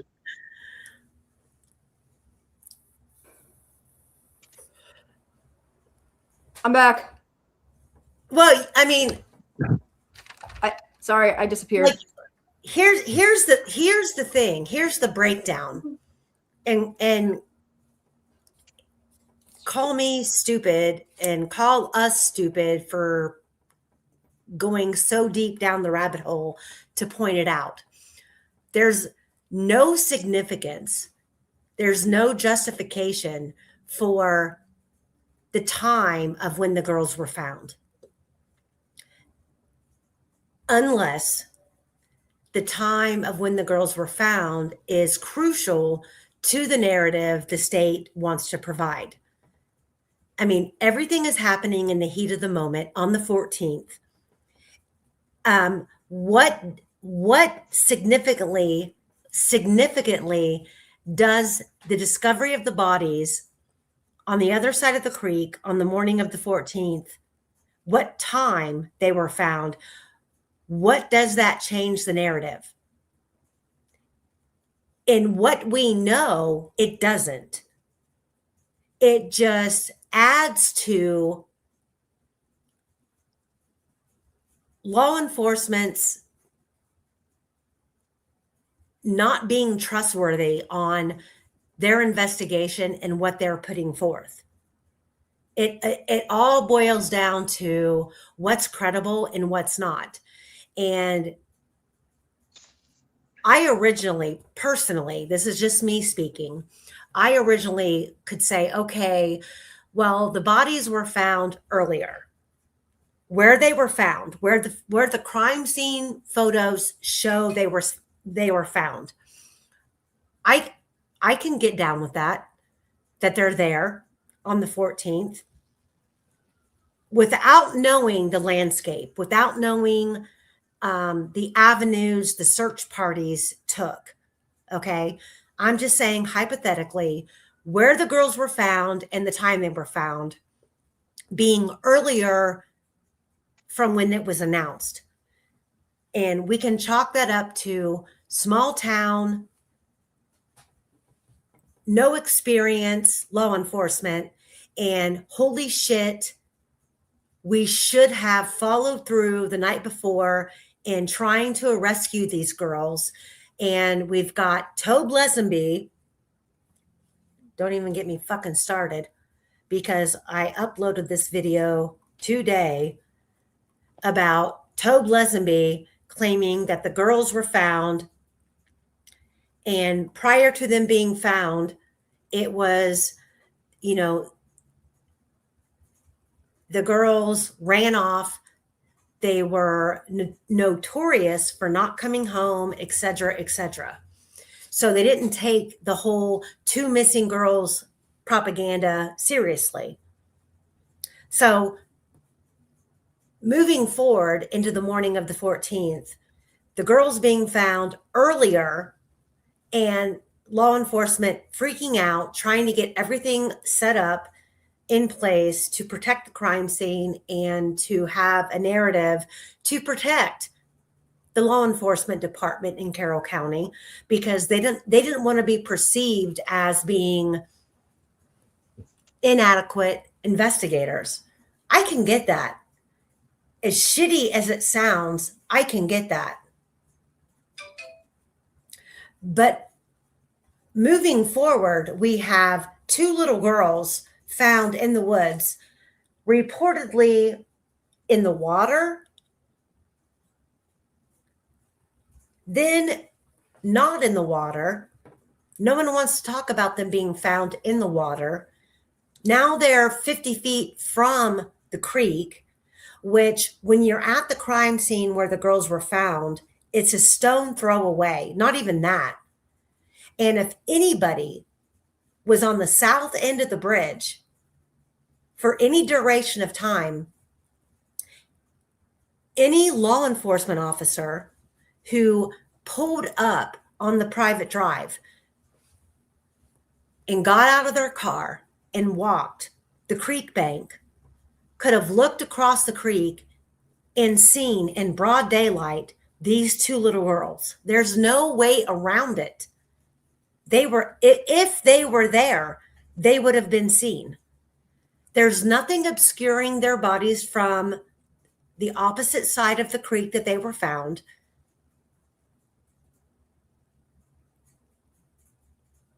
And we cannot continue. Go ahead. What? So I kind of want to compile all these times, because someone's saying Becky Patty at one point said that they were found around 9 a.m.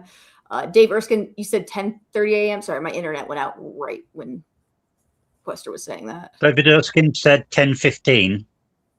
15, okay. And then And official 12:30. David Erskine, which was the family member of Anna Williams, and volunteer firefighter. And volunteer firefighter says 10:15. When Quester and I had the law enforcement audio scanner transcribed, it pretty much aligned with that timeline. And the biggest foothold in that transcription was the fact that Kelsey German talked about her grandfather keeling over and almost having a heart attack. And instead of going across the creek to her sister, she went to her grandfather, who she thought was in the midst of a heart attack, after hearing that the bodies had been found. I would like to reply. Well, okay, once you're good, I'd like to address chat once you're done. So, but on top of that, hold on. Let me pull these in, because I need to figure out which Jesus Christ. Addressing chat, they're saying, so what was the cover up if they were in the water when they're hiding? Well, I don't know. I think let's just play devil's advocate, and let's just go with, it's possible that some people saw that they were hurt or whatever. Maybe they were in the water. And okay, the big deal is if you have 2 little girls found on the creek bed, half in, half out of the water, how then do we have crime scene photos of them 50 feet inward from the bank of the creek, laid the way they're laid, with sticks over top their bodies? That's a good point. I didn't think about the sticks. And listen, I'm not saying the girls were found in the creek. I'm saying, based on ISP, Carroll County investigators, that whole camaraderie of law enforcement, who we have caught and ridiculous lies, manipulating the truth, hiding evidence, hiding witnesses, can for justice for Abby and Libby, can we afford to take their word for anything when we have multiple witnesses claiming they saw these two little girls on the creek bed? And now I'm being told by a local who has communication with numerous people on the ground, who is saying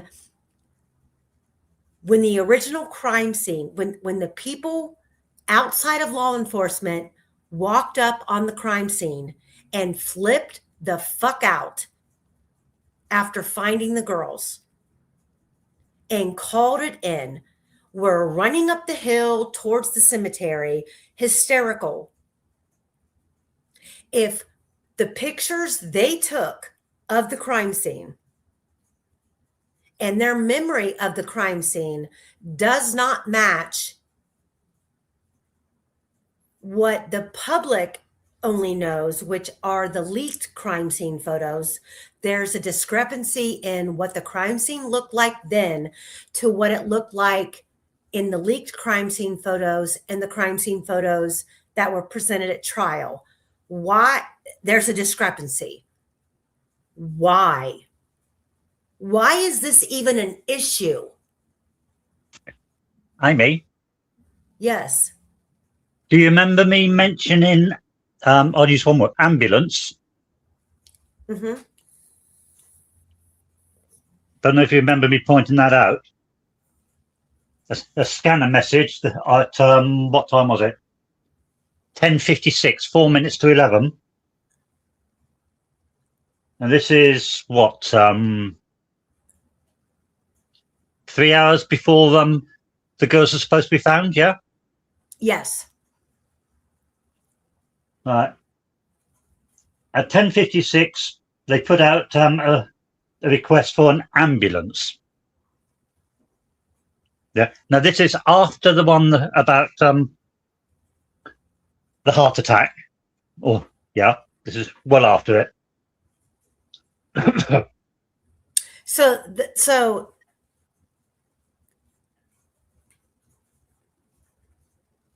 the grandfather who thought he was having a heart attack after hearing the news that Libby was found dead, because that's her grandfather. Is it Brad German? Is that right? Yeah. That was Medic 2, was sent out at 11 minutes past 10 to him. So 11 minutes past 10, we can put under the umbrella of possibilities that the girls were found at that time. And throughout interviews that Kelsey gave, talking about her grandfather having a heart attack, and instead of going across the creek to her sister, she went to her grandfather because he was collapsing, possibly having a heart attack, based on hearing the news that Libby was deceased. That's it. Yeah. Little after 10, but they claim the crime scene wasn't found until after noon, 12 noon. Just before the 10:11 Medic 2, a message came over the scanner that a citizen had just stopped by and advised that the girls had been found in the water, and they were asking 601 if he could confirm that. Now, that was a couple of minutes before this old person looked like he was having a heart attack, and Medic 2 arrived to sort him out, and Kelsey went to see him. So we should just pretend all of that never happened. I presume so.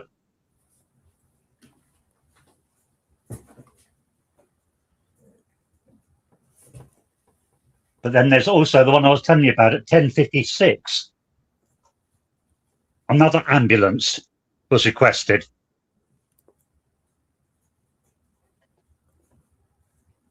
Now, they didn't say what that was for.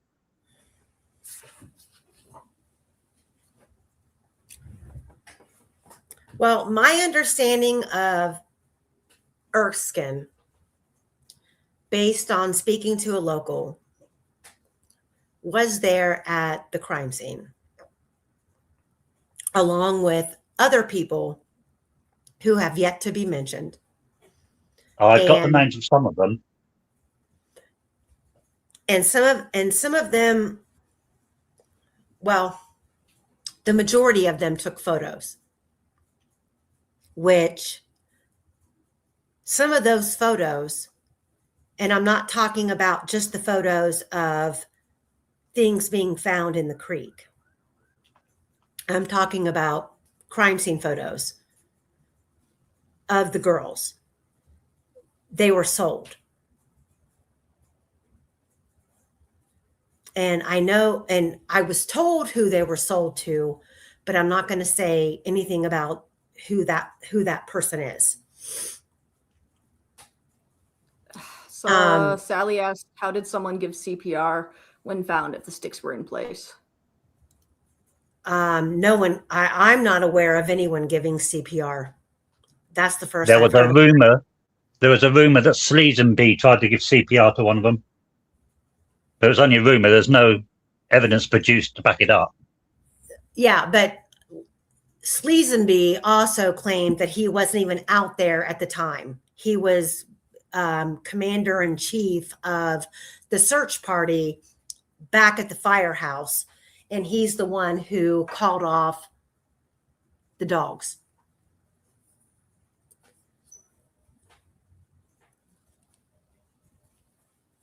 The dogs that didn't exist? Supposedly, they had requested dogs to be brought in on the 13th to search. And then like by 10 o'clock that night, they canceled them. And they cancelled the one from Kentucky, but there were some others that were supposed to come in from somewhere else. Remember that? I want to say it was from like Illinois or somewhere like that. But the search team of the dogs never showed up.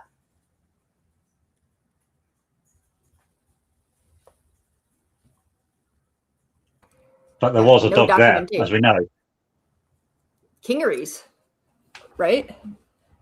Yes, Kingery was a law enforcement officer who had a dog, but It wasn't trained for that stuff for search and rescue, though, was it?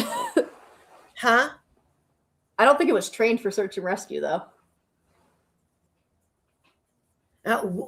Me and Quester did a whole live on Kingery. Was the dog trained for sniffing out people? Quester? Is what I'm asking. I'd have to check on that. I don't know what Kingery's dog was trained for, but Kingery was out there, and the reason Kingery was, in my opinion, the reason that Kingery was left out of the witness list and what he was doing out there is because he was related to Nick McClellan. Correct. The dogs were called off around 10 p.m. on the 13th. Weird. And well, I have this interview of Tobe Lesenby agreeing to, well, not agreeing to, but stating that the girls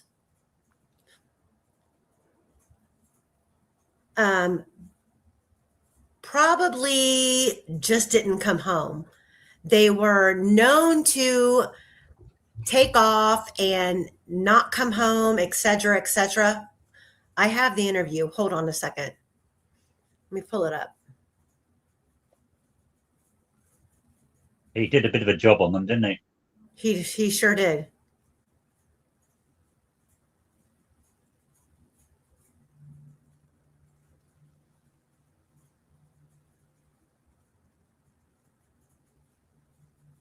Where is it? I downloaded it today. Hold on. Sorry, I'm guys. shocked that I'm just shocked that they called off the dogs at 10 p.m. I mean, like, why not have them ready to go first thing in the morning? Why not? Why just call them off? Good question. I mean, I've never heard of that. Yeah, and people saying dogs know how to sniff out nasty. Yes, my dog Tony, who has been very vocal today, by the way, she has a thing for being able to find bones, animal bones. She's found so many, and she gets so happy with herself. And yeah.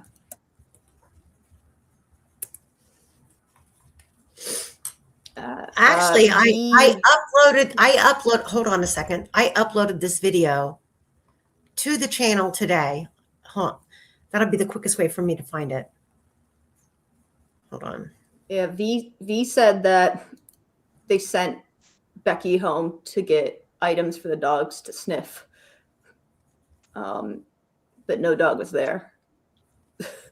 Yeah, you did. Which, that's interesting. I can get why you might do that, but like, not when the dogs weren't there. I mean, you just don't want them to be. You just don't want to be contaminating anything in the in between, in the interim. So like, did she ever deliver the stuff to the law enforcement? Did they store it then in like a, evidence bag or something like that? So it's not taint the scent or whatever. That's very confusing. But Hold on. I'm trying to fill for you, Amy. You just keep going until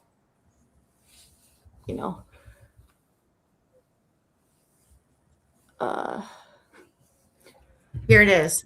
I got it. Hold on. I just have to share my screen. This fat fuck.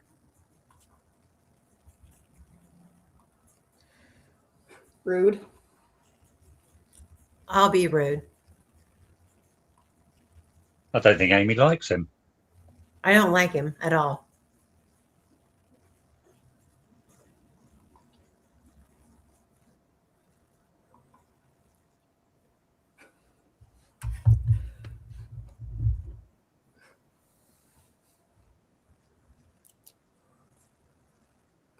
Sleazenby.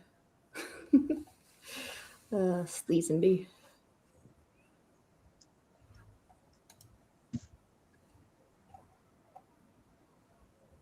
Hi, Charlie. Good to see you, buddy. Thank you to everyone who has sent us stuff in, by the way, over this last week and beyond, because we read everything, we promise. It's just, it might not make it into here, but we are holding on to it. And if it comes up, it might help us connect dots. That's the biggest thing. Nothing is too small. Amy is currently, she's gone. All right, everyone. All right. She's gone again.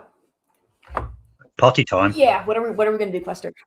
Yeah. What should we do, Quester? What should we talk about? Let's talk about chickens. I don't know. We can spend the money. What money are we spending? What? Any we can find. Isn't there any money? There's never any extra money, Quester. That's one thing that my older Okay, I'm trying to figure out what the hell. I think I was like 13. I'm like, yeah, what about the extra money? And my brother-in-law at the time, he's like,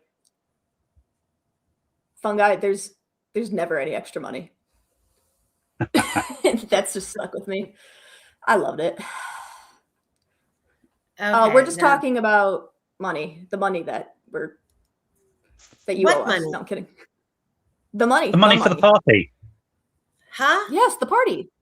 The party that What we're throwing. party? It's a surprise. Surprise, Amy. Okay. What happened to my video? God bless America. I love when she says that. I've never heard anyone else say that.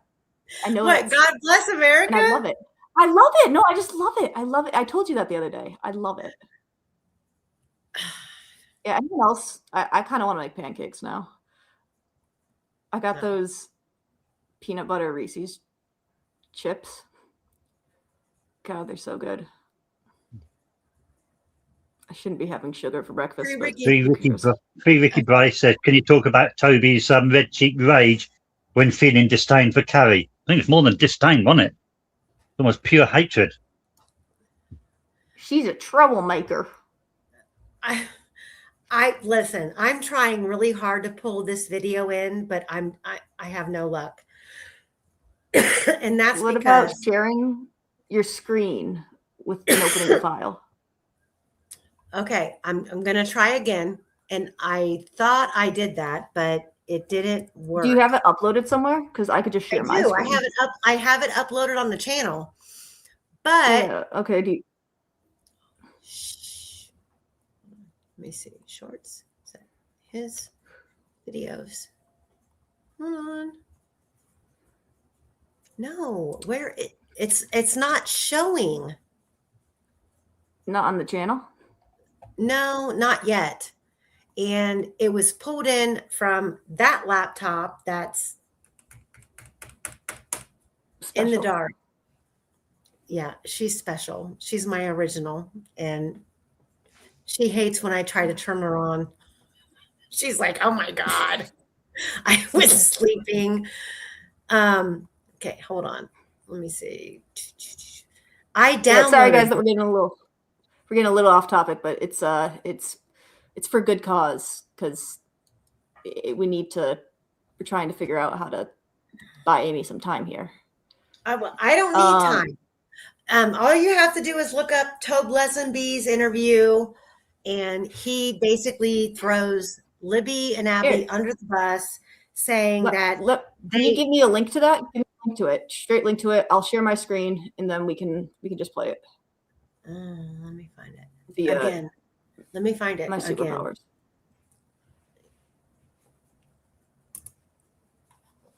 I hope everyone has been doing good with the recent weather. It has been insane. We are still having snowfall.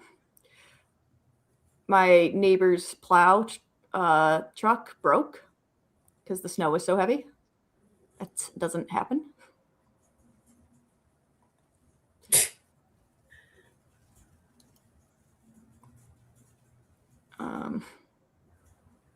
Oh, here it is. Oh, I see what I did. I uploaded it. Shush. I uploaded it, but I made it unlisted. Now I made it public.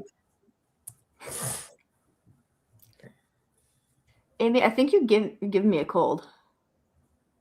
Listen. If this month, I think you gave me a computer virus. This month could get any worse. You have no idea. I think I have some of an idea. No. Okay. Yeah. Sorry, guys. Yeah. Hold on. I'm gonna pull it in right now. Shush. I'm pulling it in right now. Allegedly.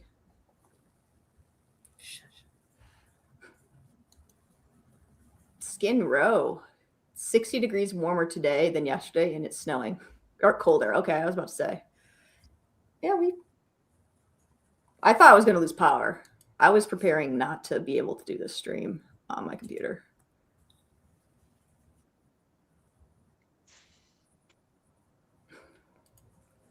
I don't know why that video keeps coming up, but I've got it. Hold on. Quester, do you think that it'll happen sometime in the next hour? Okay, so no, it's not there. I've made it public. I don't know what's going on. I don't know why I can't share it. Do you have a link, original link for me? Do you have anything that I can? Yeah.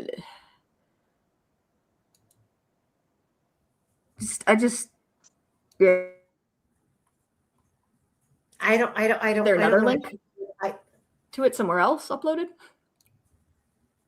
Yeah, it's fine. Yeah. So, what else should we talk pull about? it in. All right, Quester, what else should we talk about, buddy? What else do we have to present? Do we have anything else to present today?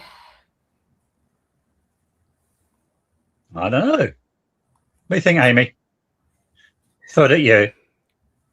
Hold on. I probably do. Yeah. Let's talk about, hold on. Is it this one?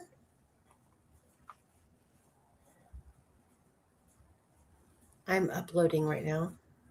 Video where Tobe admits he was a suspect. Who? Barbara. I've never seen that. Barbara Borman. Barbara Borman said that Tobe was once at the beginning a suspect. He was interviewed by FBI a few times, and there's a video where he admitted to being a suspect. I've seen like the stuff where he's like laughing it off, or someone, it might have been Doug Carter's laughing it off, but I haven't seen him address it directly. So, I'm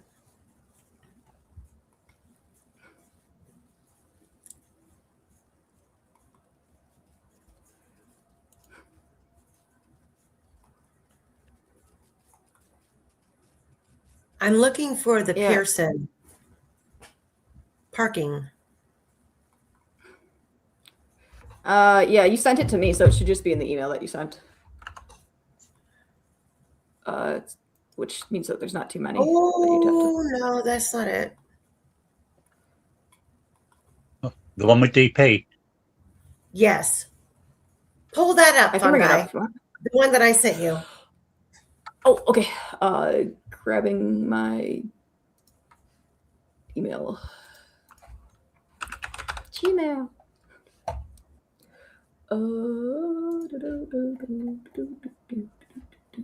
Here we go. I have it right here.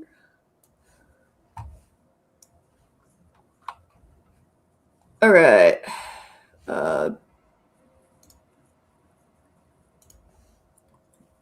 How we want to do this? Do I have it already shared? Yeah, I have it shared. So just share.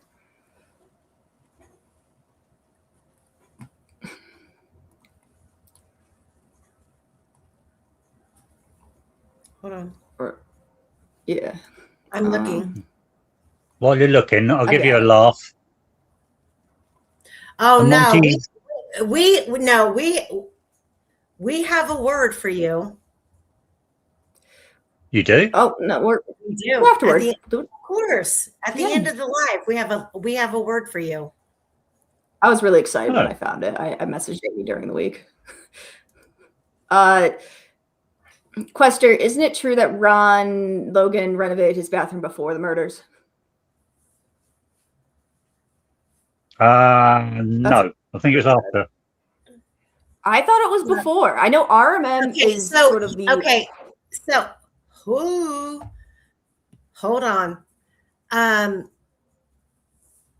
been in contact with someone who has been inside of Ron Logan's property and was there after he was released from prison and was not aware of any bathroom renovation. Oh. So he was arrested in March, a month after. Okay, who keeps, is that you, Fungi? No, of course not. Yes, it is. That's you making the screen small. I wanted to big. see how close I could get so it'd be easier for you to read, okay? Sue me. Why? Because I'm blind? Maybe. So before his arrest, I have not been able to find anyone who has been able to verify that the bathroom remodel took place. And no one after he was released from prison that I can make contact with can verify that the bathroom was remodeled after he was released from prison. So I have no idea when the bathroom was remodeled. I would assume it had to be before he was released from prison, which means it was before the murders or directly after the murders, right before his arrest. RMM would know. I have no dates. No I have a dates. feeling it was just after the FBI search warrant. Well, there were 2 search warrants. There was one for his guns because he was on parole or probation and was not allowed to have firearms. So they came in and they confiscated all of his guns. And then like 2 weeks later, the FBI served a search warrant on the whole entire property. And the pictures that I have of that warrant being served, I don't know if it's from the first warrant or the second warrant. I just know that the bathroom was more than likely remodeled directly after the murders or prior to.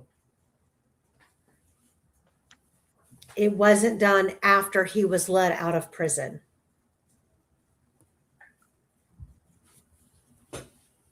The important question would be, were the pipes replaced? Yes, the whole entire bathroom was rearranged, where the tub, the toilet, the sink, and all of that. It wasn't just a facial remodel. It was a complete plumbing remodel. All the waste pipes, everything? Yes. Yes. So, ooh.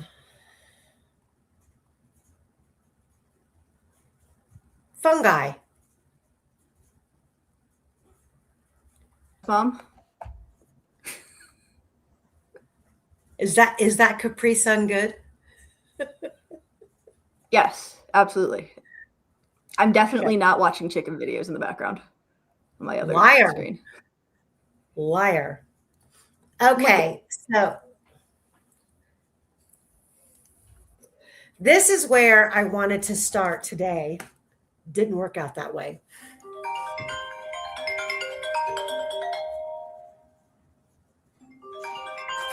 Okay. Take over for 1 second. I have to answer this. Who's ready for chicken videos? This is Tubi. This is a frog. They're figuring out the frog. At some point, one of them goes in and tries to play with the frog. Wait, I got one of an unaware chicken. Would you like an example of Lee's prowess as a police investigator? Yes, I would, Quester. February the 15th, 2017, 2 days after the murder. He was talking to the Monticello Herald, the journal. And he said that he'd worked out a theory. And the theory was that either the girls came across someone on the trails or they were there to meet someone. Oh, no Who'd shit. have thought, eh? This is the sheriff. He'd managed to work that out. Clever or what, eh?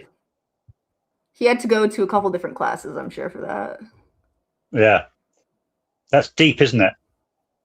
I doubt many people thought of that. I'm really impressed, actually.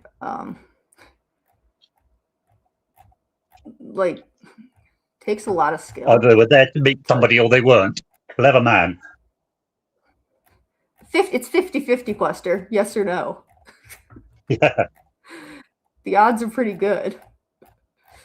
I get that that's not how odds work, but I don't care. Who okay, well Amy's not here. I'm Quester. Hello, I'm here. Hello, I'm here. Aw, but look at these birds chasing another bird. These are when they were babies. Look at them trying to chase this worm. She's got a worm. I'm sorry, I know we're off topic, guys, but Amy was gone, so I'm allowed to do it. Look at them. They're like, oh no, I want this worm. I want your chickens to meet my parrot. Yeah, same. Trevor would. That's Booger. She doesn't know what to do with it. She didn't. I don't think she even ended up eating it. She just didn't know what to do with it. All right, sorry. All right, no, back to the important stuff. Like, no, okay, she's not. So she's sassy. This is where I wanted to start today. I'm freezing. I don't know why. I feel like my jaws froze. My fingers are froze. I've got my hands in my sweatshirt. So this goes back to last week's episode that we did. Mr. Pearson, Mr. Daniel Pearson, who never testified, who's never gave a public interview, who the defense team claimed they were going to call, but never did. Mr. Pearson did state when he parked, he noticed 2 other cars in the parking lot of the entrance to the trailhead. Well, what trailhead? We don't know. We have all the trailheads. Mr. Pearson advised he noticed a smaller passenger car that was dark in color. Whose would that be? And a second vehicle that he thought was a Subaru, and it was white. It was a white station wagon type vehicle. Well, who drives that kind of vehicle? Who drove that kind of vehicle? Derek German. Who? Derek German. Derek German. Quester, who drove that kind of vehicle?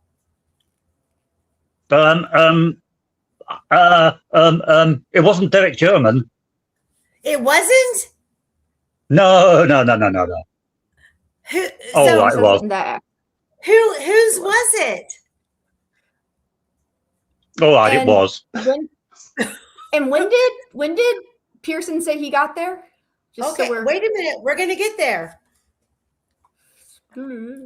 So, do we have more than one account, or do we have any law enforcement or prosecutor statement claiming when Derek German arrived, driving a white Subaru station wagon type vehicle? When was it that he arrived?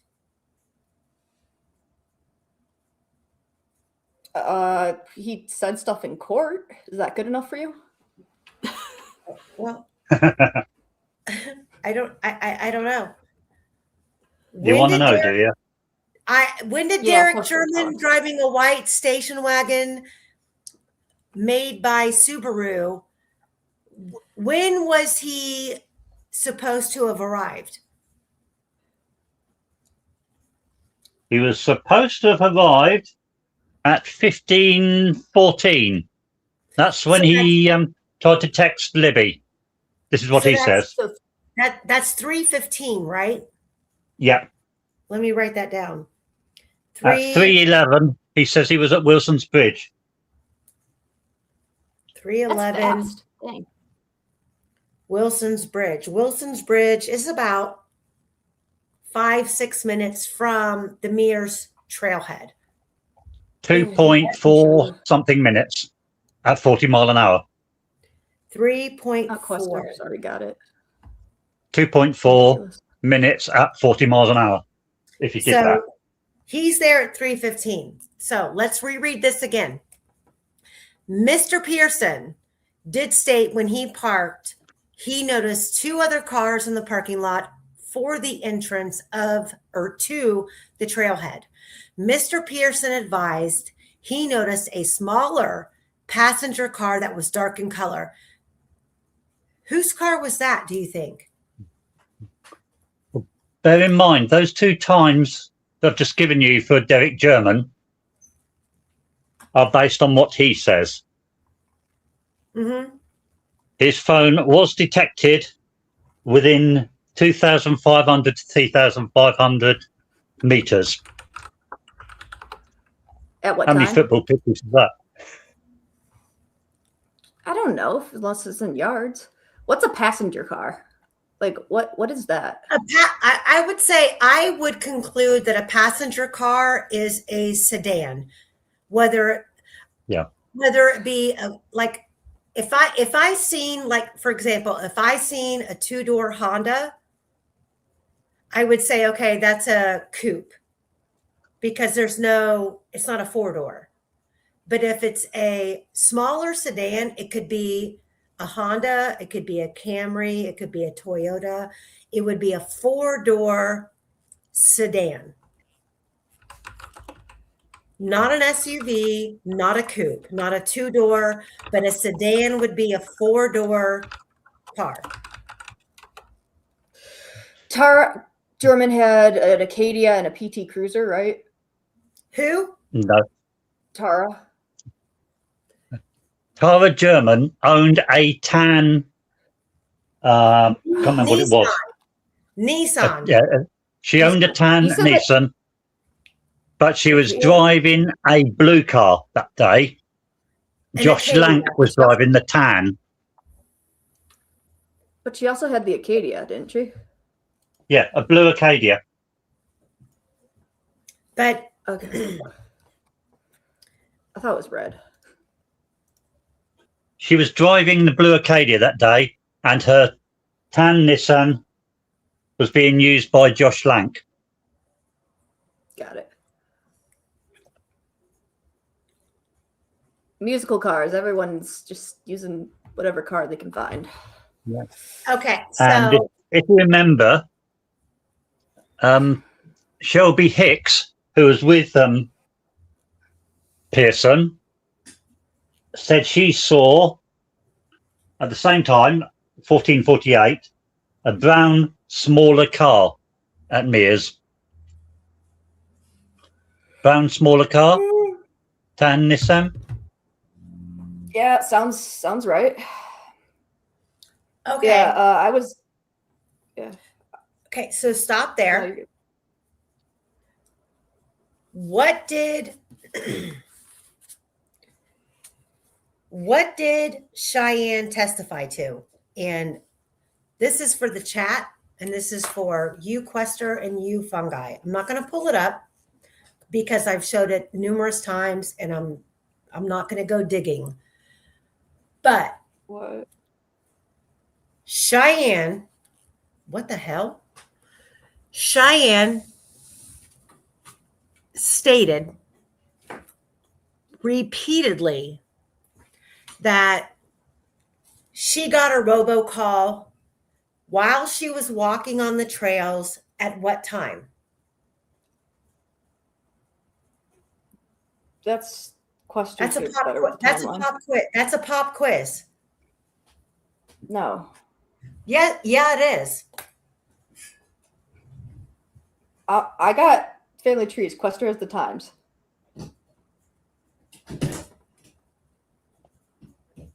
Quester will give you the answer because I certainly won't. But then that would spoil all the fun, wouldn't it? If I told you. Oh, Jesus.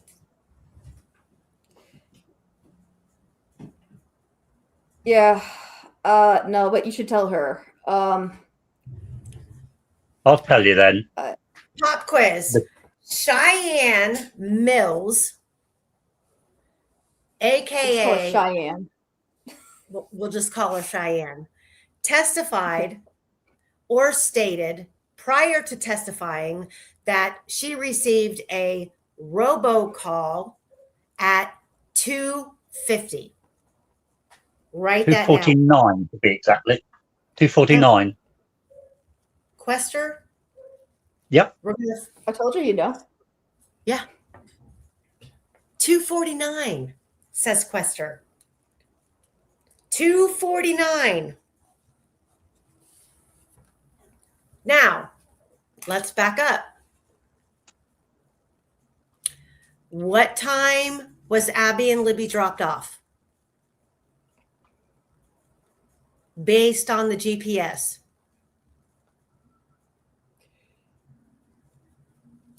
2:40. Not 2. No, 12:49, right? Nope. No, 1:49. Nope. 1:40. Well, we know that Kelsey's car was seen on the camera, according to the state, at 1:49. You Yes. passed the camera at 1:48. Oh, okay. I was wrong. Only a 1:48. minute.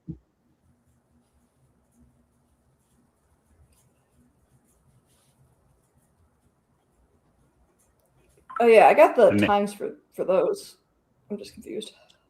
Well, I thought, okay, so I know it's been a minute because we've gone over this phone data for forever. Was it 1:48 on the camera, or was it 1:48 the phone was unplugged?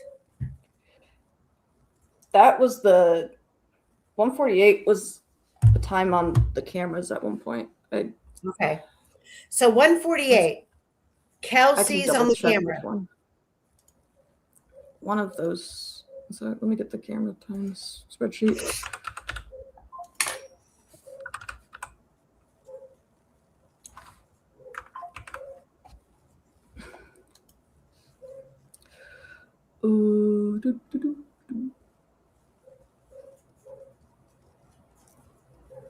Sorry, guys. She's seen on Kelsey German's car was seen at 1:49:06 on the camera. Okay, I've got that one. 1:49:06. 1:49:06. Is it?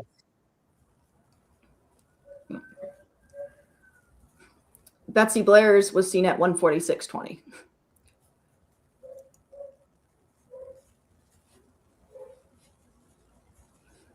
Okay. And Betsy Blair was driving a dark model SUV.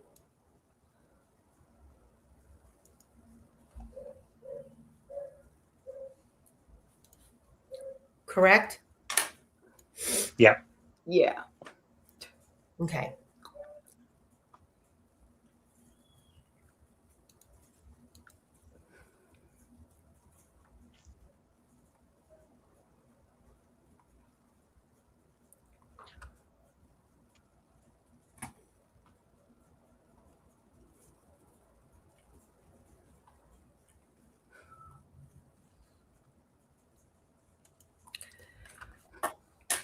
So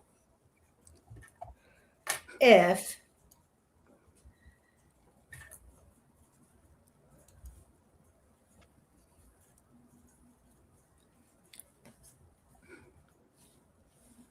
we have Kelsey at 1:49:06, and we have a dark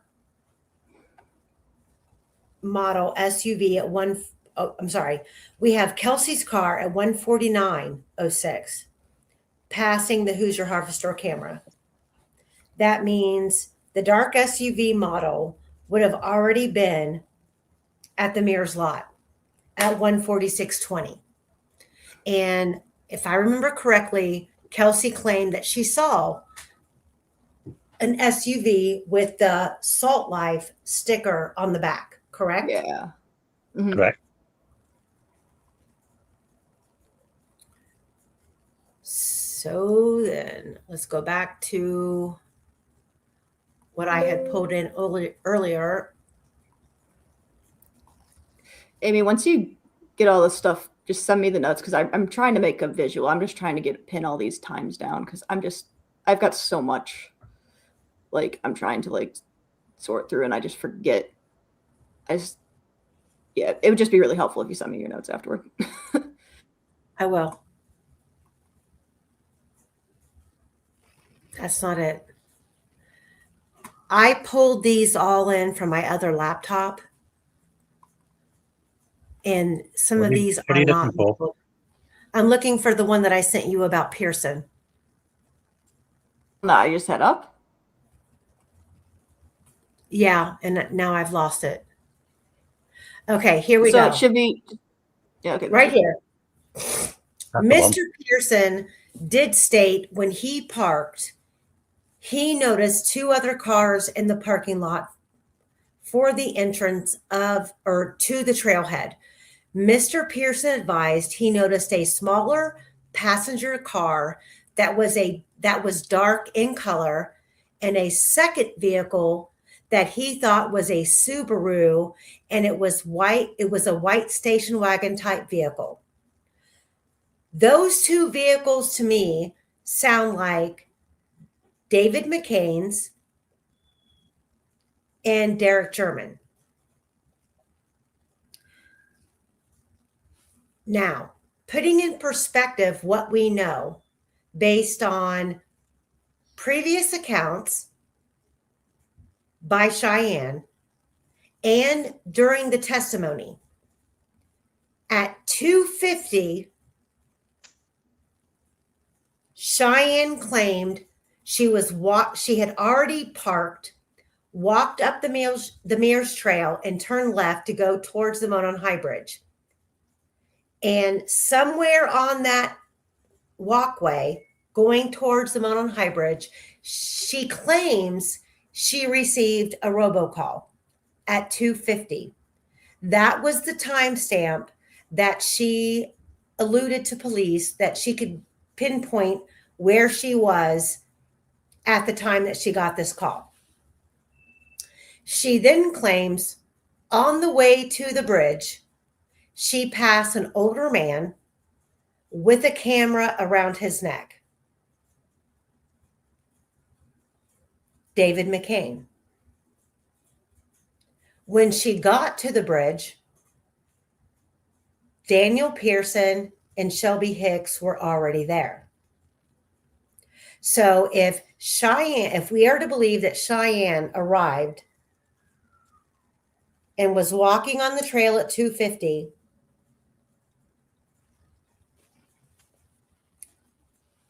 formulate this for me.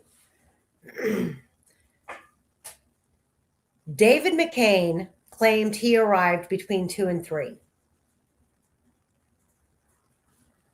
He arrived, he parked at the Mears lot, and he walked toward the Monon High Bridge. And he was on the Monon High Bridge, his words, for about 30 minutes. He's now walking off the bridge, heading towards the trailhead being the Mears lot, the pathway to Freedom Bridge, or the niches downhill 505 or whatever it is, down towards the water's edge. He's walking towards the intersection. So at 2:50, Cheyenne is getting a robocall. She's on the straightaway to the Monon High Bridge, and she passes Dave McCain. And he's testifying that he was there and on the bridge for about 30 minutes. And if Daniel Pearson is telling law enforcement that when he arrived, the dark sedan was already there and a white Subaru was already there, what fucking time were those two people arriving at the trailhead? It was well before 2:50,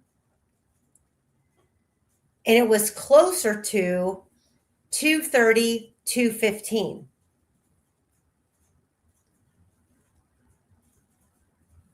The only person driving a white Subaru that we know of that was parked at the Mears trailhead was Derek Sherman. The only small dark colored sedan that we know of belonged to David McCain. It takes 7 minutes, roughly. David McCain was older, so 7 minutes would be a jog for him. 7 to 8.5 minutes would be a brisk walk from the Mears to the Monon High Bridge. Then he's on the Monon High Bridge, his words, for 30 minutes. He's already on his way back when he passes Cheyenne.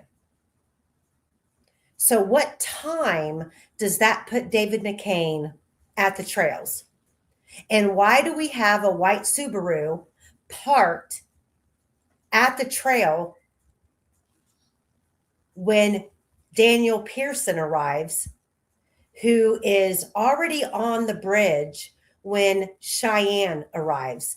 And she received the robocall at 2:50 on her way. She's already walked down the Mears Trail. She's turned left going to Monon High Bridge. It's about a 7-minute walk. And she gets there, and Daniel Pearson and Shelby Hicks are already there. Where does that put us with these people on the bridge?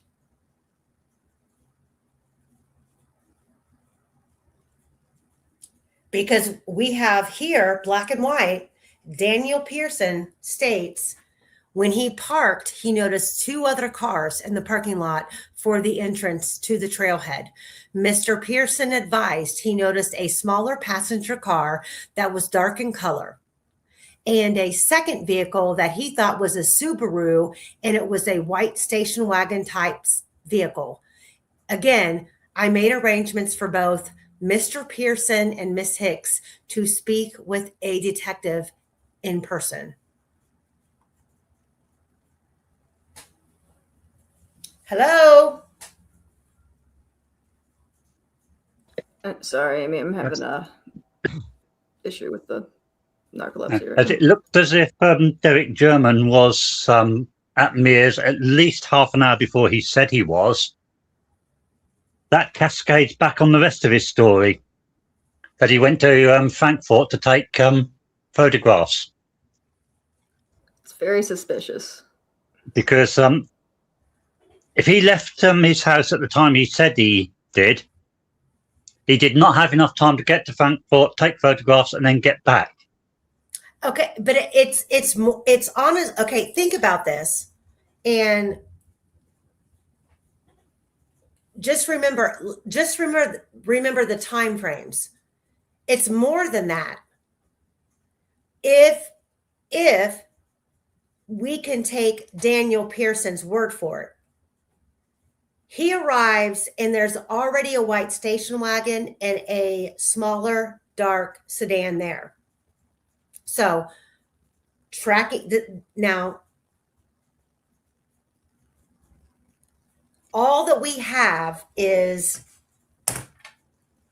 Cheyenne's 2:50 robocall to backtrack from there. 2:50 robocall. She's already on her way to the bridge. It's a 7-minute walk, a brisk 7-minute walk from the Mears trailhead to the Monon High Bridge. So she cuts the corner after parking from the Mears lot to the bridge. So let's say we're 6 minutes in, 6 minutes to the Monon High Bridge. So you have to subtract that time from 2:50. Why? Because Daniel and Shelby Hicks are reportedly already on the bridge. That puts us at 2:43. No, I'm sorry. What's the time? We have to subtract. So 2:50 .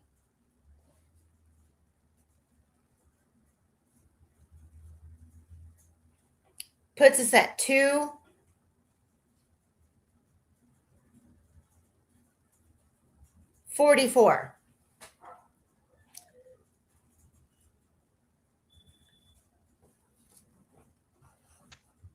I would say that Shelby Hicks and Daniel Pearson would have had to have arrived around 2:44 or earlier to be on the bridge when Shelby Hick, or when Cheyenne, not Shelby, but when Cheyenne got her 250 robocall. Now, go back even further. On the way, after her getting her 250 robocall, she passes Dan McCain with the camera hanging around his neck, who claims he was on the bridge for at least 30 minutes. That was his testimony. So 250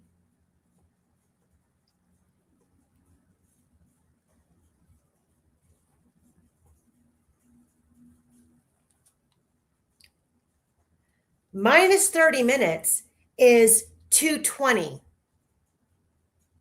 p.m.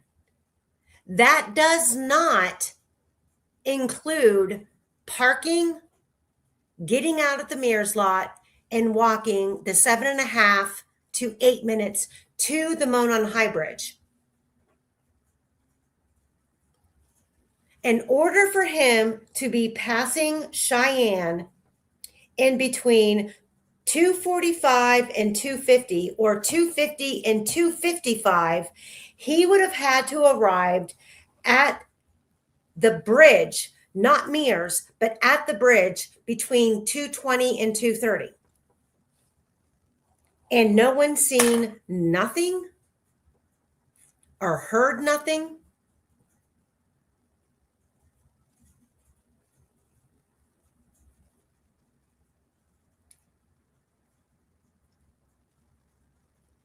Hello? Yeah. Sorry, I sent you a text. I'm trying to deal with it right now. I'm just sorry. I got you. I no, got you. I mean, yeah, no, I really wish I like. So how do we articulate that information? We have Cheyenne on the trail at 2:50. We Let's have do a visual of it. We have two people on the bridge when she arrives. So at 2:50, walking on the trail, I would say within 5 minutes, so 2:55, within 5 minutes, and that's giving leeway, Daniel Pearson and Shelby Hicks are already on the bridge. But on the way to the bridge, she passes David McCain. So he's left the bridge. So let's give him a 5 minute, 4.5 minute leeway from leaving the bridge. But he had been on the bridge doing God knows only what for 30 minutes. That puts you at 2:30. The BG video started at 2:13. So is he an individual that we see in the foreground behind Abby in the BG video on the bridge? And if he is, who is he with? Because there's two people there.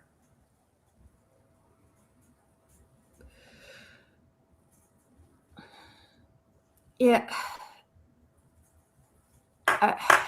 I honestly have no idea what to think. Like, Fancy Sleuthy said they were off the bridge by then. Why did Ron ping on the bridge? He Off pinged the by bridge the bridge. Let me look. By girls left bridge between 2:13 and 2:40 question mark.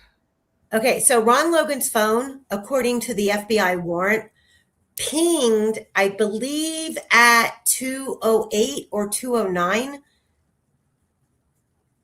in the vicinity of the bridge. in the vicinity of the bridge. And there's 3 unidentified cell phone numbers in that geofence pinging before 213 and 1 pinging after. Should clarify actually that the 209 was a call to Ron Logan's phone. Yes. And that's where they got the information from. It was a ping. It was a phone call. That's what allowed them to decipher where he was. And they didn't say on the bridge.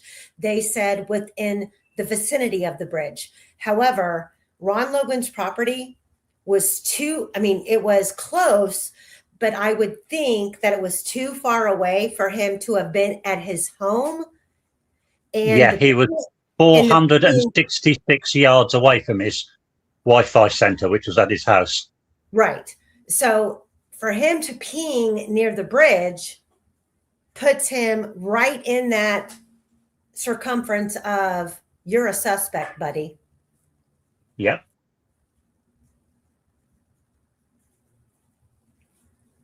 But these timelines, go ahead. If I remember right, 466 yards is the exact distance from the center of his house to the crime scene, which is one hell of a coincidence.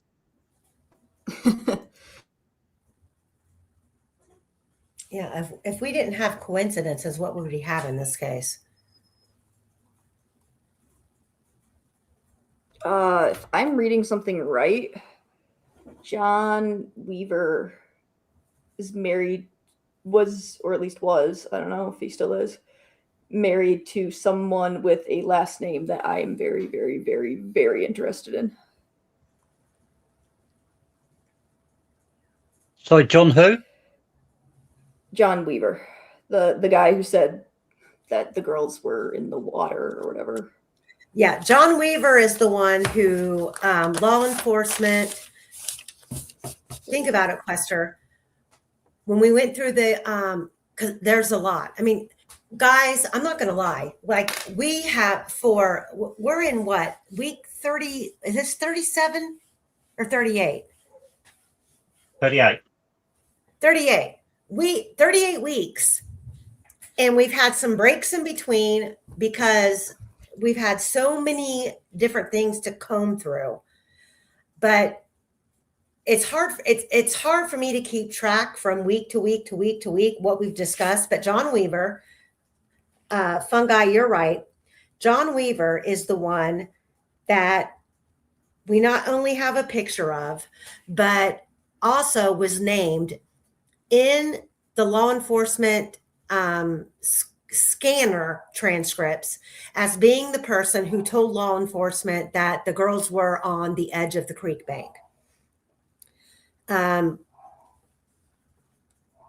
We don't have clear images. We have images of that, but it's hard to make out.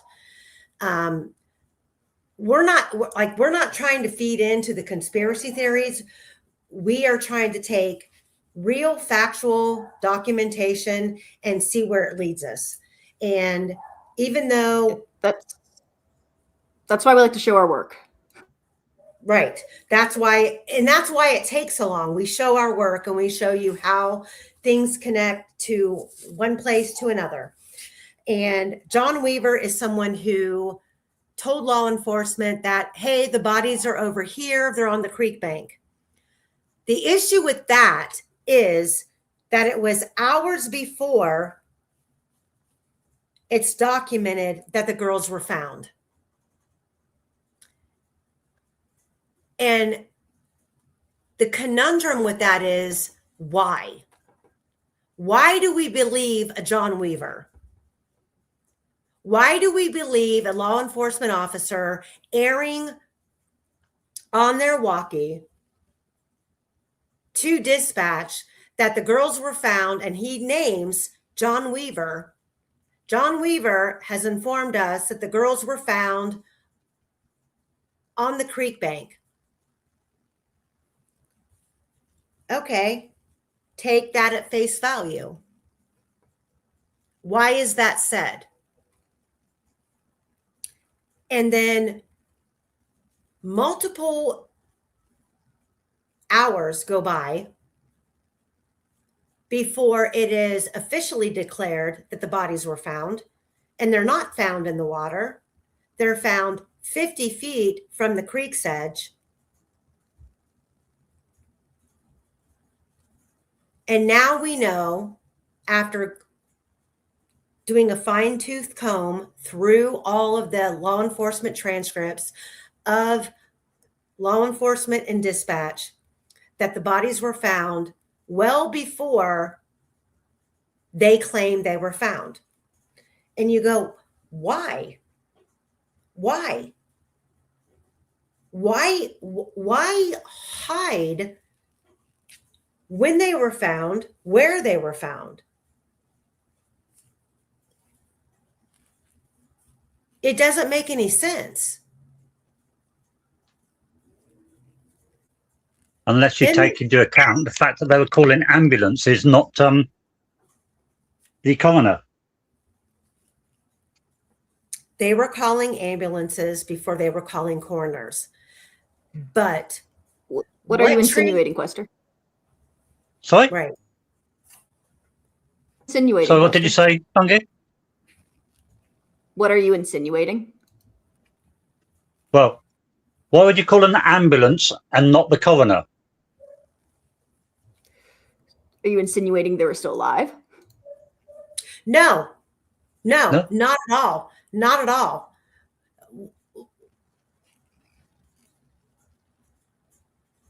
I don't think that's why. I don't think that they thought the girls were still alive. I think that was initial response from spectators in the area who were seeing the girls on the creek bank. And what do? You call for an ambulance. You don't. The only person who's going to call for a coroner is law enforcement. Got it. But they were calling for an ambulance. But this early on in the game, this is what pisses me off the most, is that in an investigation where you've got two young girls who are found deceased, you go from there. There's really not, I'm sorry, I don't know why, but I'm freezing. You really don't know there, or you don't really see a lot of cases where hours before the real investigation begins, there's controversy.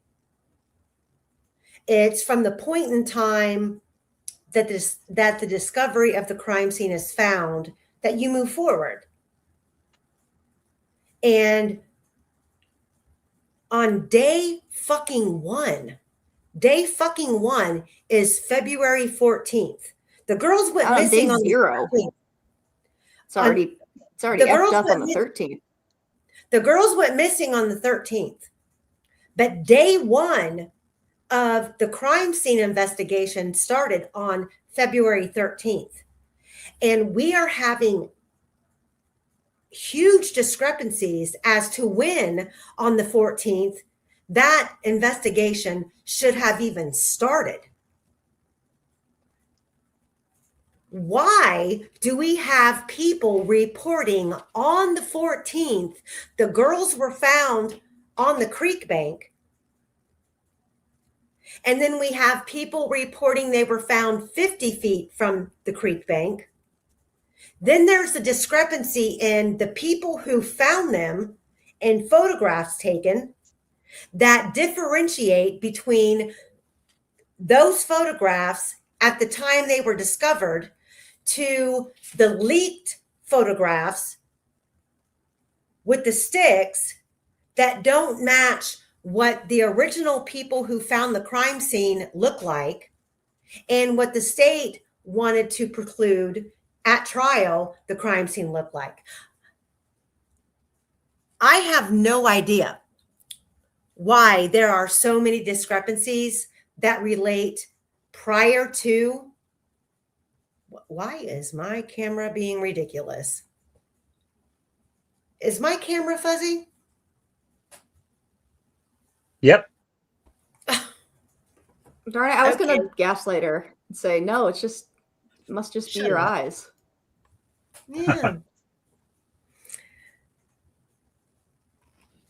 Hold on. Jesus criminy.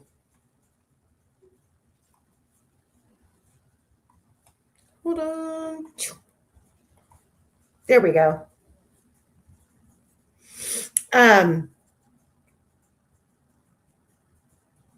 It would be different if these accusations came out years after the case was underway, but these are statements and accusations being made the day of the girls being found. And I don't even know how we got back here to the very beginning of things, because we're talking about the cars that were parked at the Mears lot, but it just leads to the fuckery of this case. Nothing can be trusted. Nothing can be trusted. And it's sickening.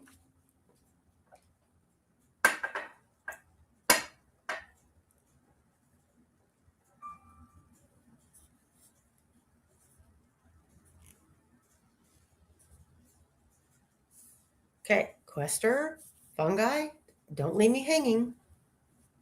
No, like, sorry, I just got caught up on this John Weaver thing. He's That was married to John Weaver was named over the scanner. Okay, so Quester, go back to Quester. Here's why. Go back to Okay. Quester, go back to last week's live. What time did that report that was admitted in discovery as an exhibit? We don't know who wrote it. We just know it was inserted as an exhibit.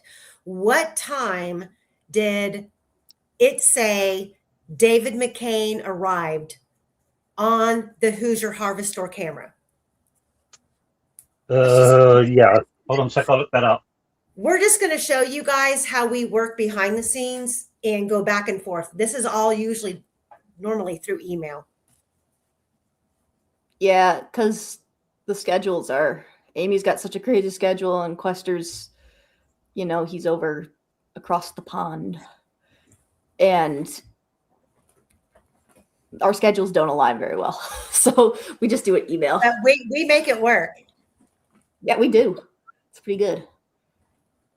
Occasionally we try to powwow, like live, but no, we're gonna do it right now live. We're gonna show how it goes. We're gonna pretend this is emails.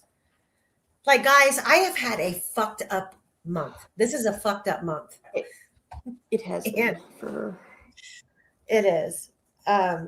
If you guys look at my channel and you look at my shorts that I just uploaded today from this weekend, my whole entire yard was my backyard is my sanctuary. Mike and I have spent 5 years investing in landscaping. We put in a pool. We couldn't put in a in-ground pool because of the easements. So we did the next best thing, which was an above ground pool.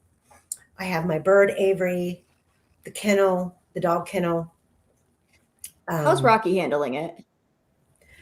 Rocky, yesterday, because the weather was so nice, he got to go outside, and I took down all of his perches in there and restructured them. So it was like a whole new condo for him.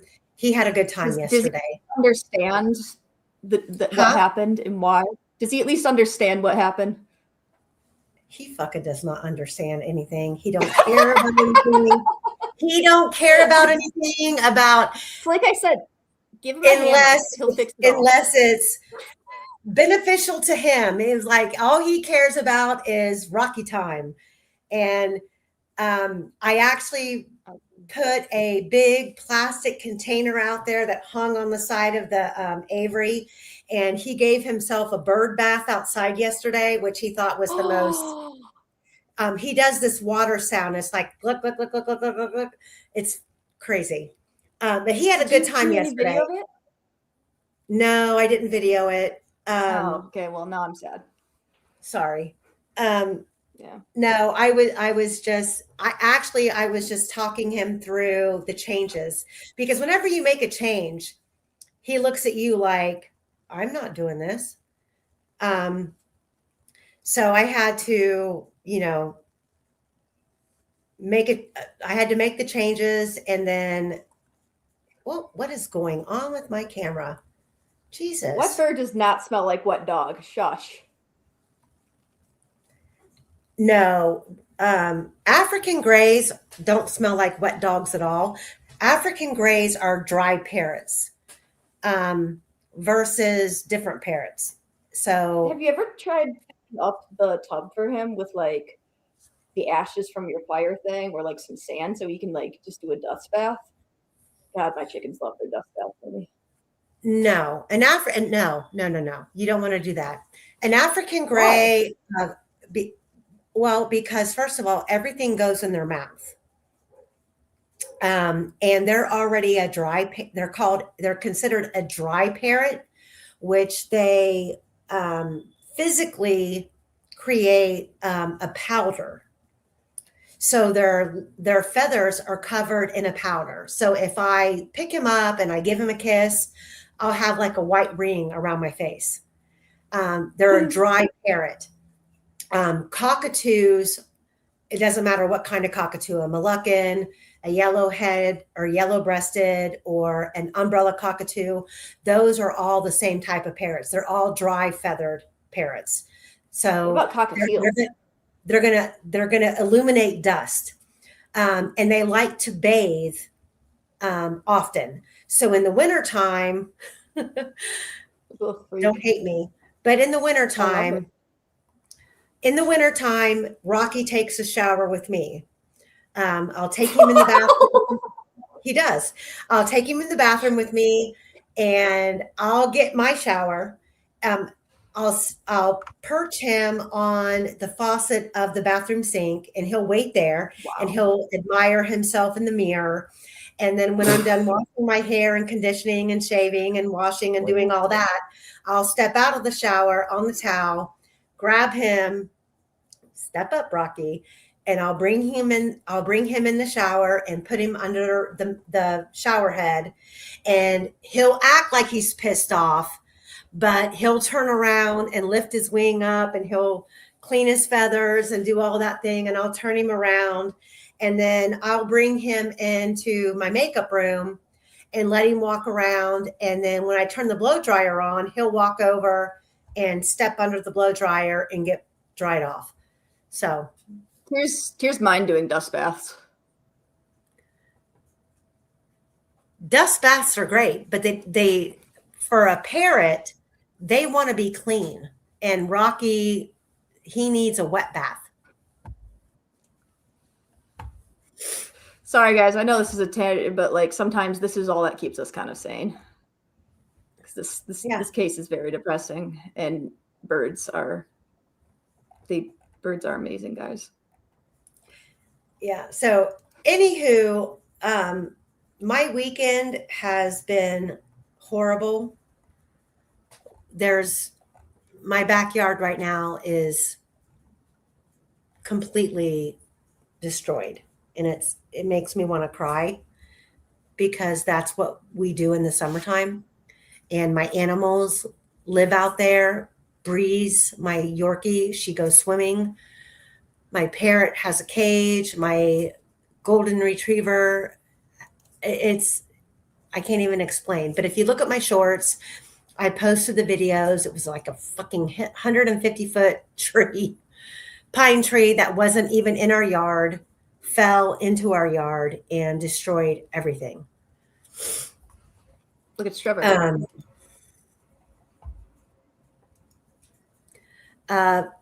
Valencia Liberty, I'll get into my health updates in towards the end here. When she's ready. Look at him. Look at Trevor. He's so freaking pretty. Can you guys hear it? No, we can't hear it. Okay, well, I'm not going to try to figure that out, but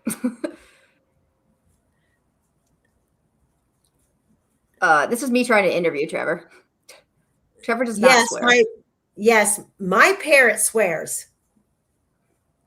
And I don't, and the crazy thing is he knows he's not, it's one of those things where they pick up, they're like a child. They pick up something random that they should have never picked up. They just use their mouth to feel it and stuff. And then they're like, I should eat this, shouldn't I?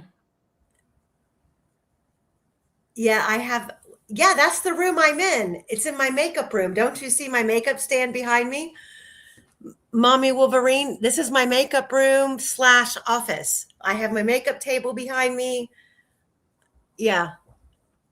And I keep the camera turned to a certain angle so you can't see I've got all kinds of stuff in here. Makeup, clothes, shoes. So Quester, where was I before we got on this tangent about the backyard and Rocky and the chickens? No, I'm good. I'm good with continuing. I'm lost. Are you lost? Yes. Fuck. Me too. Done my head in, Fungi. There's a predator in the background. See it? That's my shitting. I see it.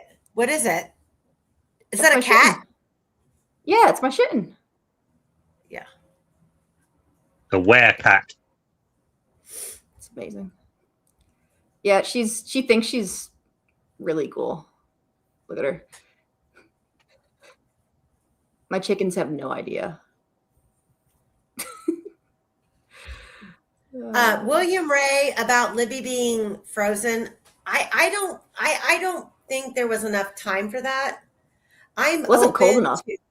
It wasn't. Yeah, that's true. It wasn't cold enough.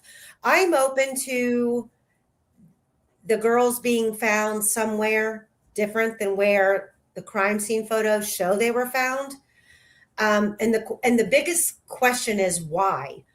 Why would they be moved?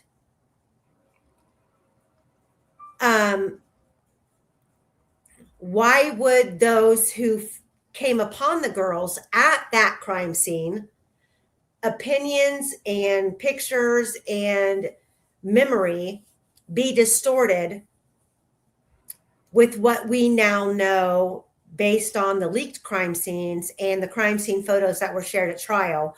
Why would it be different? That makes no sense.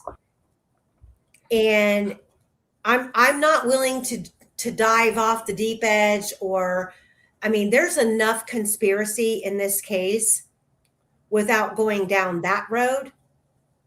I admit the girls were found way earlier than what publicly they were reported to be found.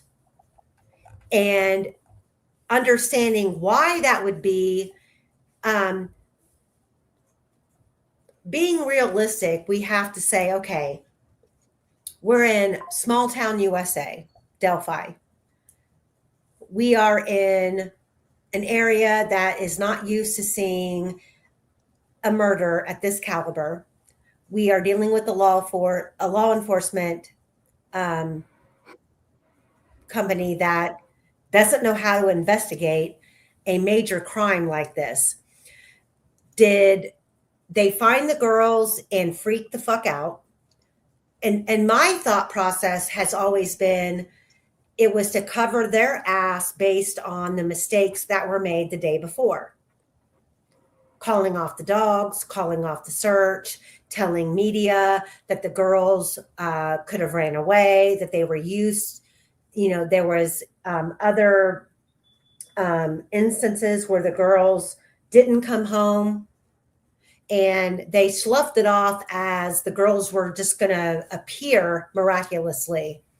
And when they didn't, and they were found where they were found and how they were found, they were like, holy shit,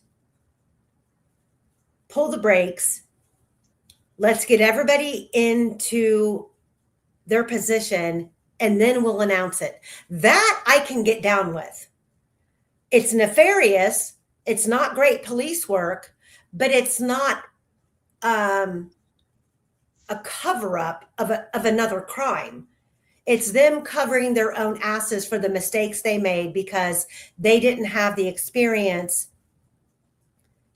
as a big city law enforcement department would have.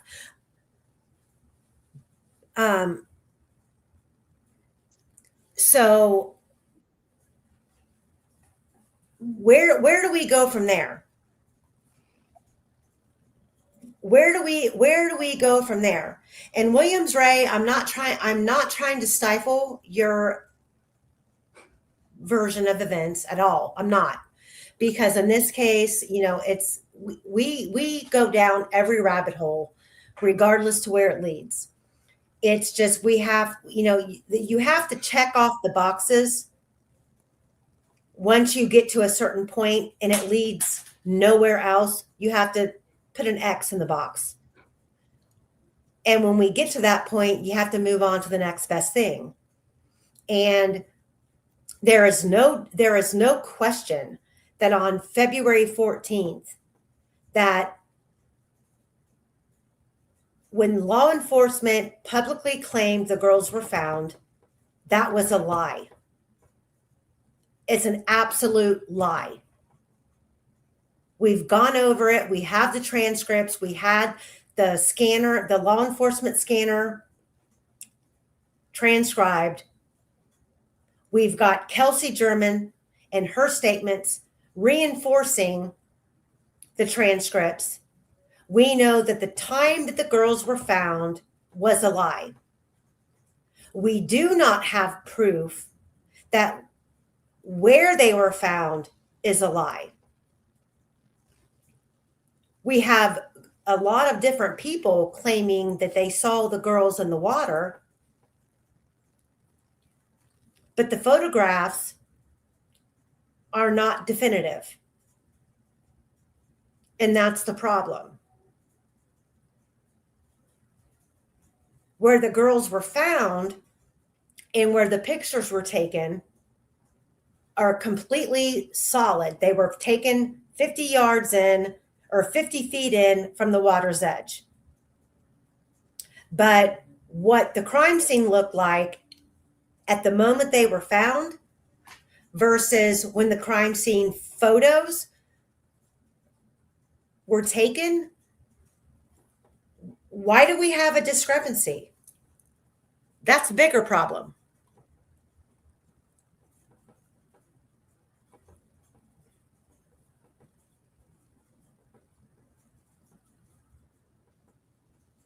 Mommy Wolverine says, Amy, you've been to the crime scene. It would be a Herculean effort to move the girls back to where they were found. Mommy Wolverine. Yes, I've been to the crime scene. And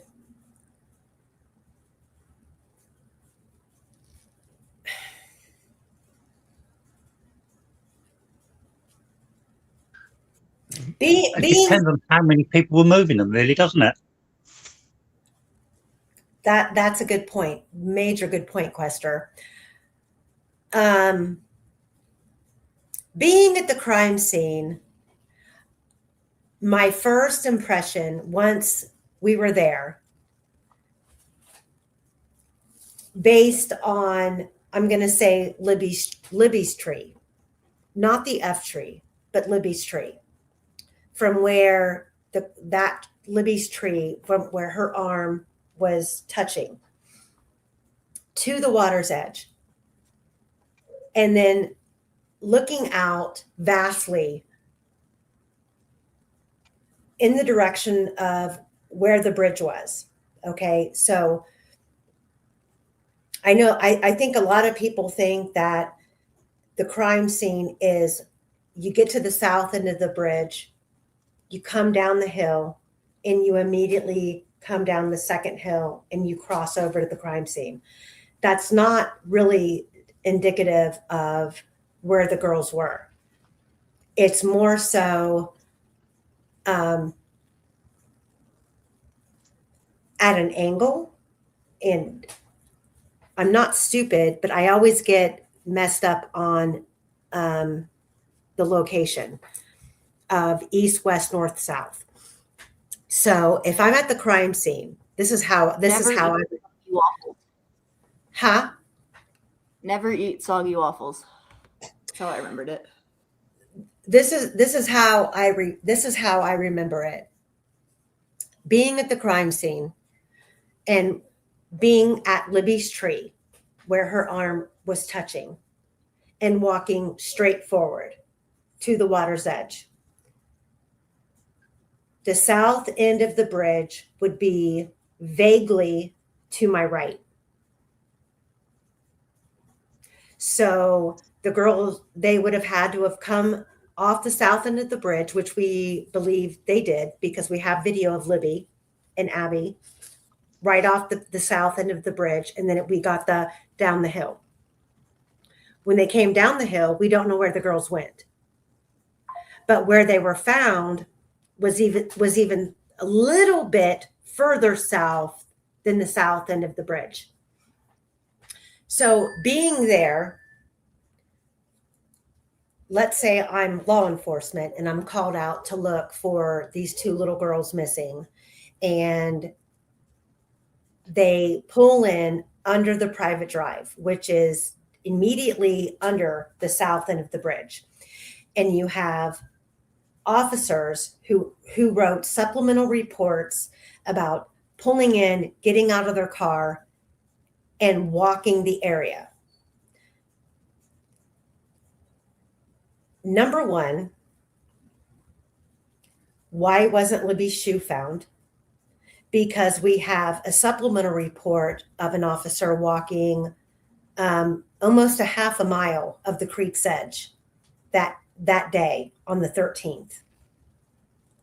And if they had ever thought the girls crossed the bridge, the first place you would do would be to drive in on the private drive under the bridge, right?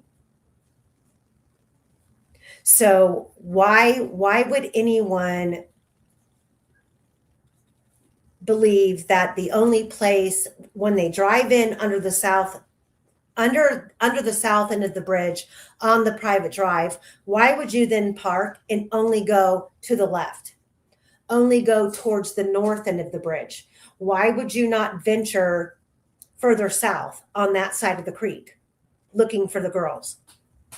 And so when law enforcement says they walked a half a mile of the creek's edge, why was Libby's shoe on that side of the creek not found? That's frustrating.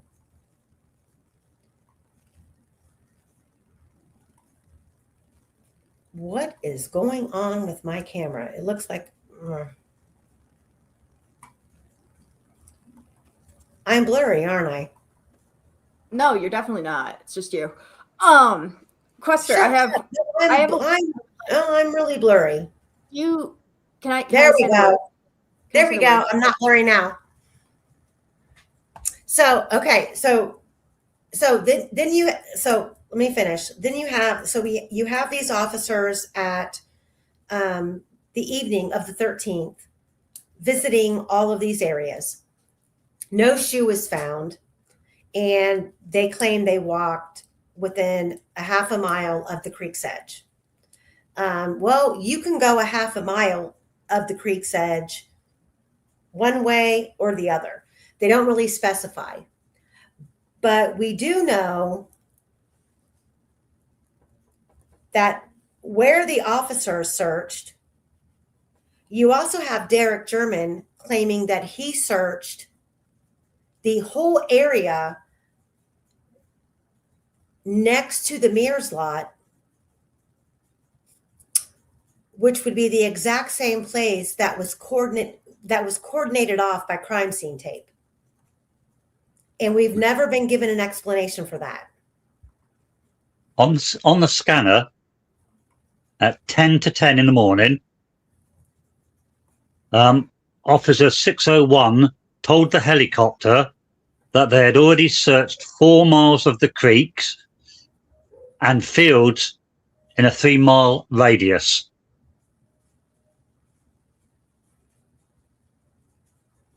Answers on the postcard. Wait, what? Say that again, Quester. At 10 minutes to 10 in the morning on the 14th, the officer 601, I think I know who that is. That is 601 was Marty Webb.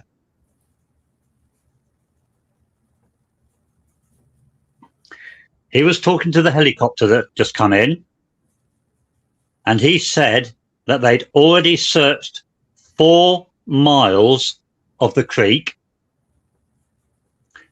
and all the fields, etc., in a 3-mile radius.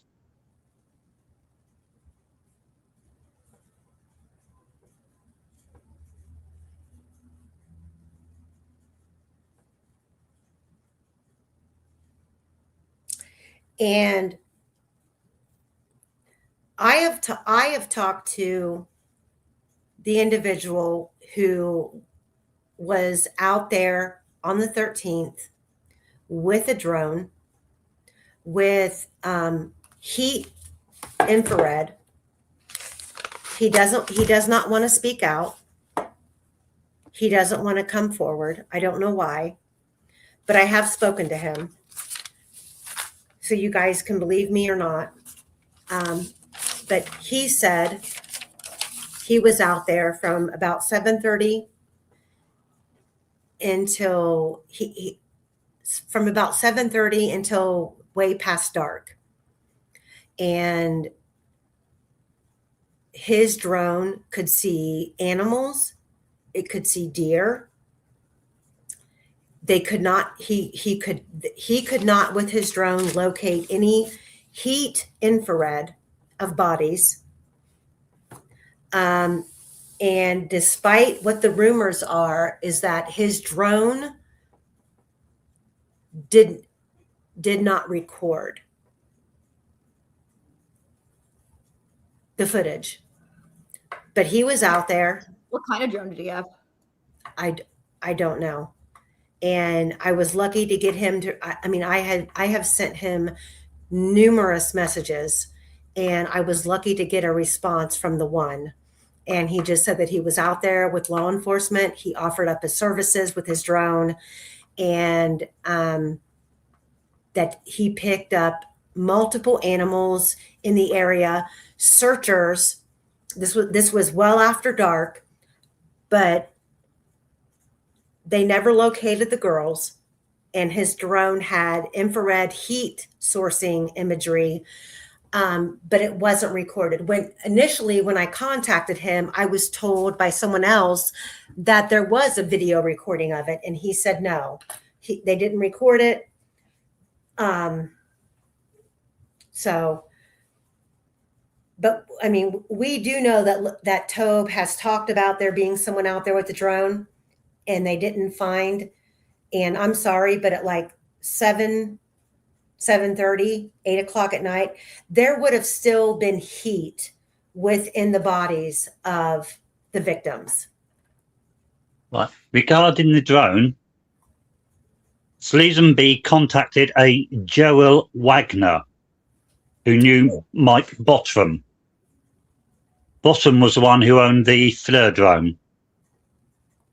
He was contacted at about 5:45 in the evening on the 13th and went there to do it. What's his name? Mick Bottom, Botrum. That's a different name. That's a different name than what I was given. What name were you given? I can't say his name publicly. I'll Okay. give it to you. I'll give it to you. Why is my camera doing that?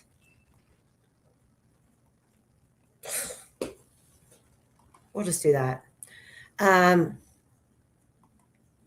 Yeah, I will screenshot Quester my correspondence with him and give it to you. That's interesting if you've got a different name, isn't it? Yeah. That would suggest there are two of them out there. That name doesn't sound, the name that you just gave doesn't sound familiar to me. So I'll go back. It's going to be probably 8-9 months back in my messages that I have it, but I should be able to find it. Right. The bottom was flying out at about quarter to 6 to 6 p.m. just before dusk. Right. Fancy Sleuthy, that's what we're talking about. There was a drone out there the evening the girls went missing, and they didn't find them. That's what one individual that I came in contact with who was out there with the drone that had heat and infrared lighting said they did not find the girls. So they were out there on the 13th. The girls were found on the 14th in early morning. So the drone with the heat infrared wouldn't have helped in the morning. And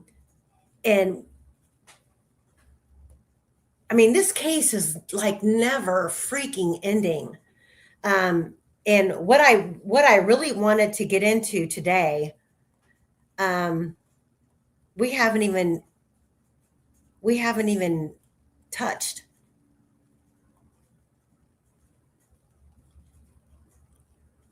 You remember Powell. Powell was tipped in 3 different times.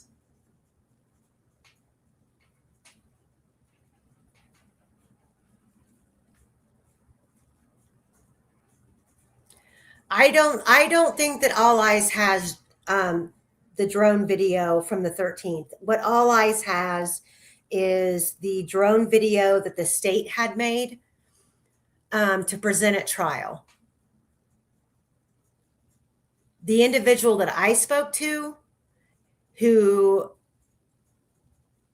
admitted to being out there on the 13th on behest of law enforcement said that he put his drone up and he was able to view through heat sensors on his drone animals and searchers, but they never found the girls.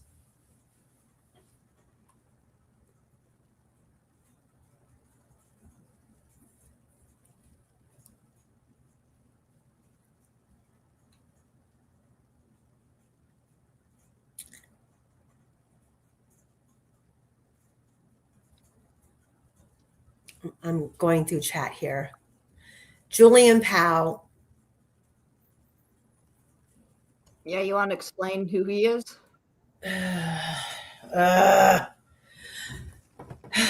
This is a whole nother fucking can of worms in this case. So Julian Powell is a individual who supposedly, I have no proof. This is all alleged. I'm not going to act as if any of this is a rabbit hole that we have gone down, because we have not, which we probably should. But Julian Powell reportedly was a friend of Keegan Kline and helped Keegan Kline set up numerous different phones, computers, drop boxes, etc.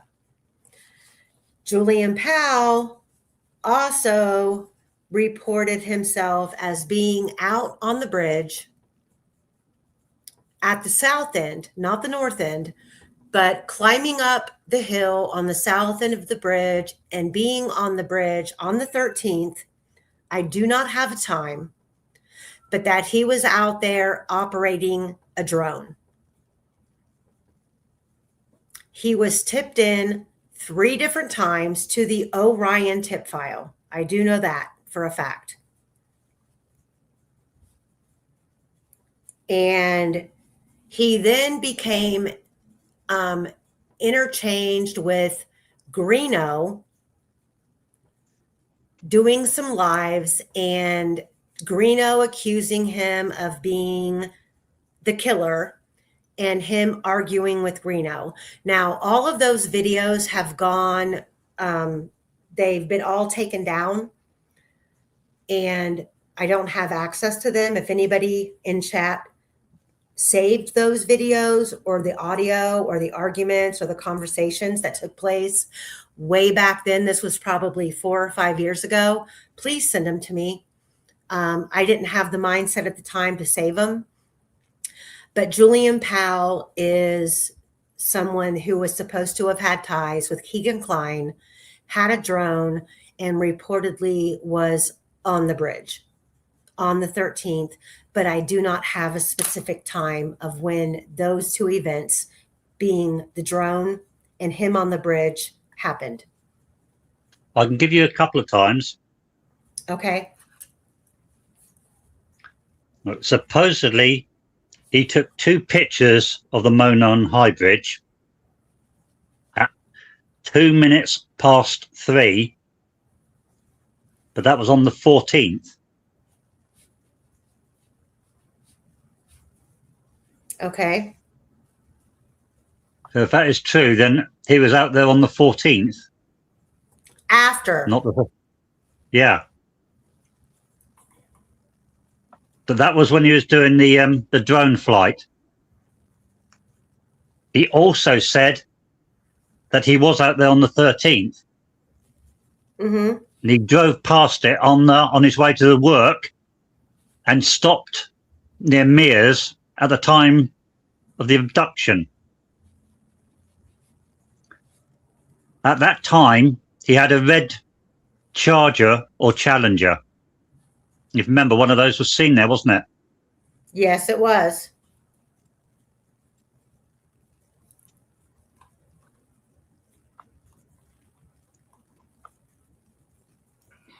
So the upshot is he was there 13th and the 14th. So, Radar, text me,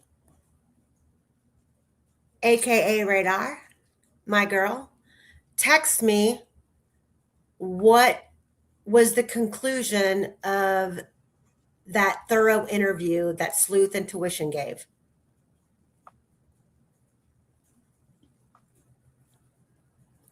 William Ray, girl, you have so much information that is very interesting. Send an email. I just need you to send me an email and I need factual proof of what you're saying. And where you're getting you've got times you say Abby went to Rushville with Fields and whoever was driving the car. But where was Libby's body from the Sunday evening? Kelsey was at Weber's barn at 5:15. There was no one in the barn when Ellie arrived. I need you to show me documentation of where you're getting that information. I'm not downplaying it. I'm saying we have to operate on facts.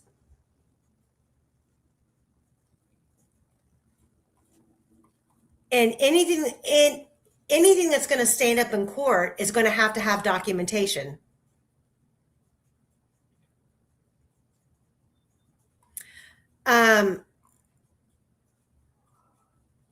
So good question. What time did Pearson arrive at the Mears Trail entrance? So that goes back to, all right, Quester, let me pull it up. Girl, I got to get going. I'm sorry. Okay, I love you. Bye. See ya. Don't forget to make Quester say the word. I'll wait for you. We'll skip it. Just, do you know what Herkel Durkel means?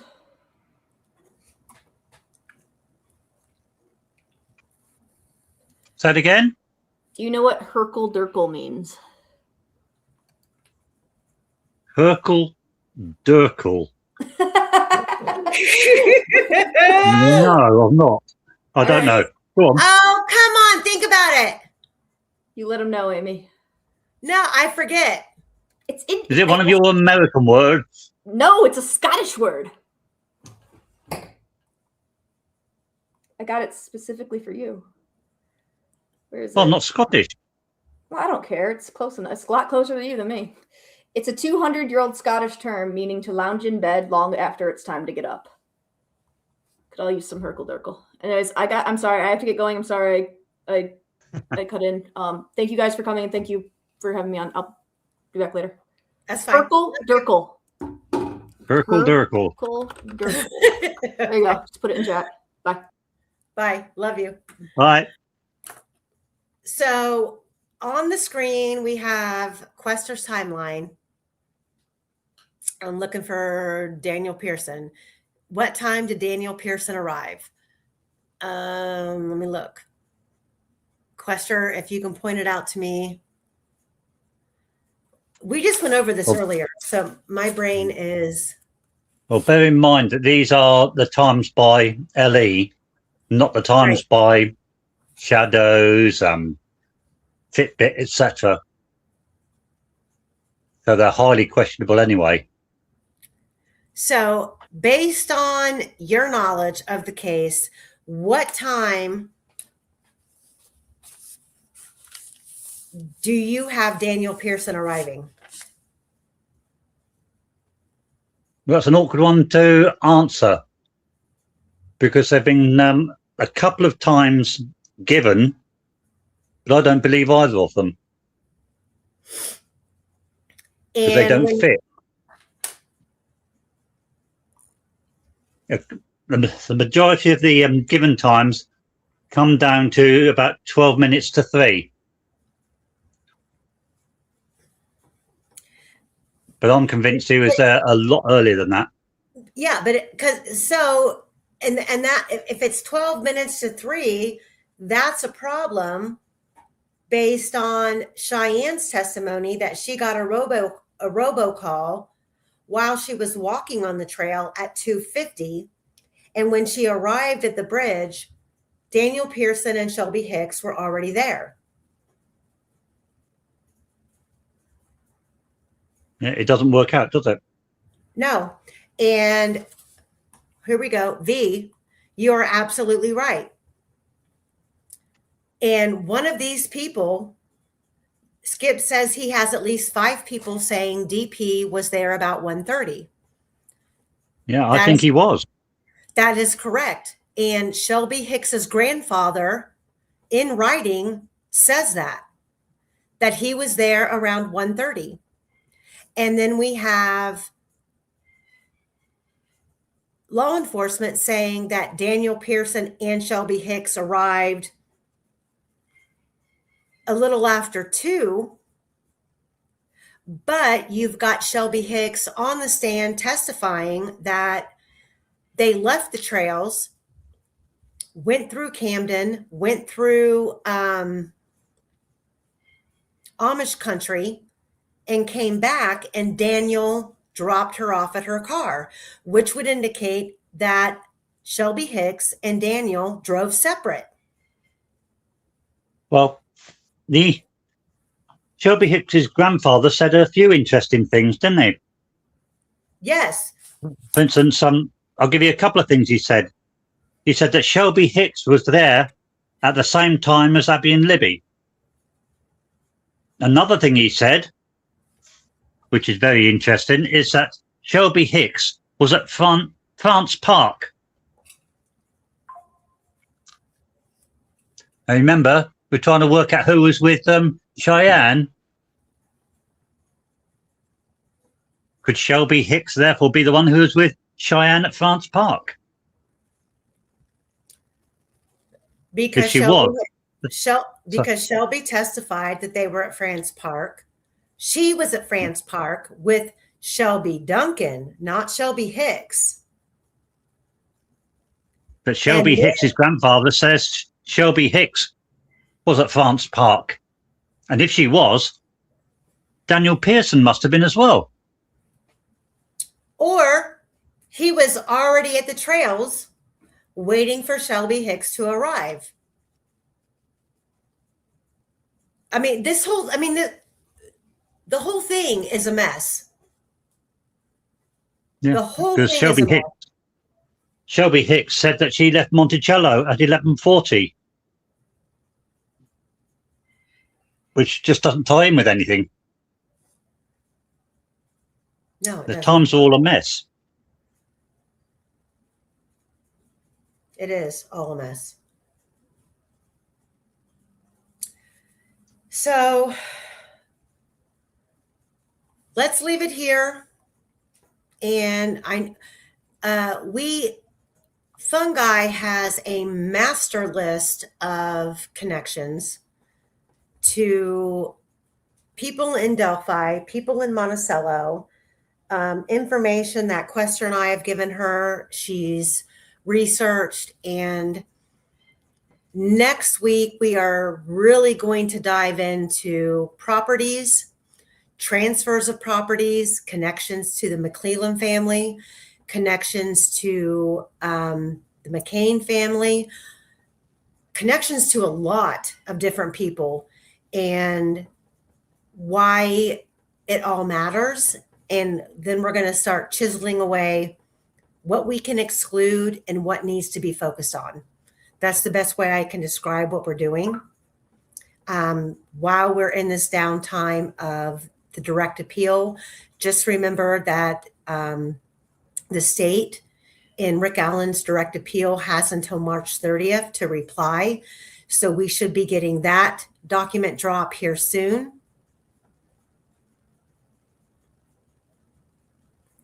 Skinrow, listen, Greeno is accusing All Eyes of felony forgery for correcting the PCA.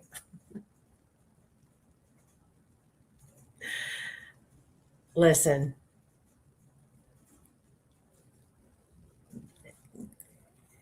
Greeno is like, All Eyes is legit. All Eyes is putting the facts down. And even though her and I are, I would say I'm a, what do you call it? A investigator, alternative media source.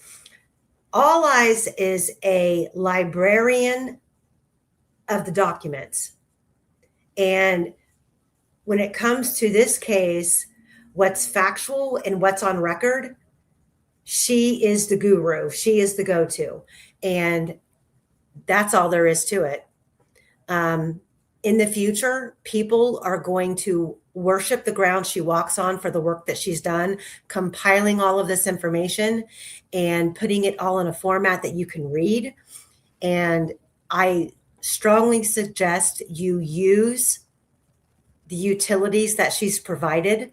If you have any questions about transcripts, documents, pre-trial hearings, evidence, exhibits, it's all there in a fabulous timeline for you to look at.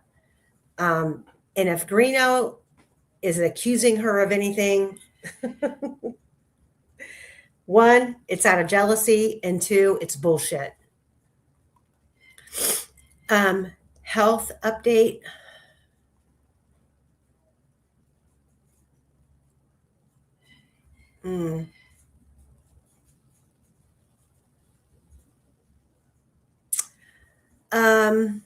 Health update. I don't know. Quester, do you want me to let you off of here before I go into that, or? Is it going to be gruesome? No, it's what I've already discussed with you a week or so ago. Well, I can hang in there if you like. Okay. In case there's anything popped up. Health update. So, God. Let me just puff on my puffer. So, I can't even remember what I said on what I have said on here. yes, I've been going through some procedures, a lot of procedures. I have a very strong line of cancer in my family. Direct source, my mother, who lived with me for 12 years, that I went through an enormous amount of ups and downs with different variations of cancer. So I'm kind of diligent on staying checked. Anywho,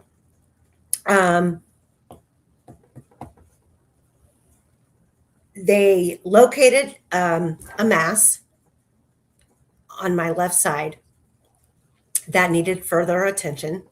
So I've gone through all of the mammograms, diagnostic mammograms, and ultrasounds for that. And the last diagnostic ultrasound that I had done, that mass has, in a matter of, I think it's been 3 months, went from 6 millimeters to 8 millimeters, which is weird because they normally don't expand that quickly. And that probably could be just a person who's viewing it different measurements. So I'm not going to focus too much on that. But then they located last week a abnormal mass underneath my left arm, and it's in my lymph nodes. So this Friday, I have to meet with a breast specialist, and then that's at 10 o'clock in the morning. And then at 1 o'clock, I start my first biopsy, and then immediately following, I have a second biopsy for under my arm. So Friday is a big day for getting results, and I'm praying that it's all going to come back. Oh, it's liquid filled, it's benign. But that is not what they made me think at my last appointment. They ruled it a B4.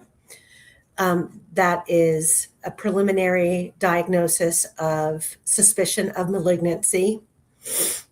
So I'm staying positive, and then this weekend we had the backyard destroyed. So I'm trying to stay distracted, and I'm trying to stay focused on what's important. And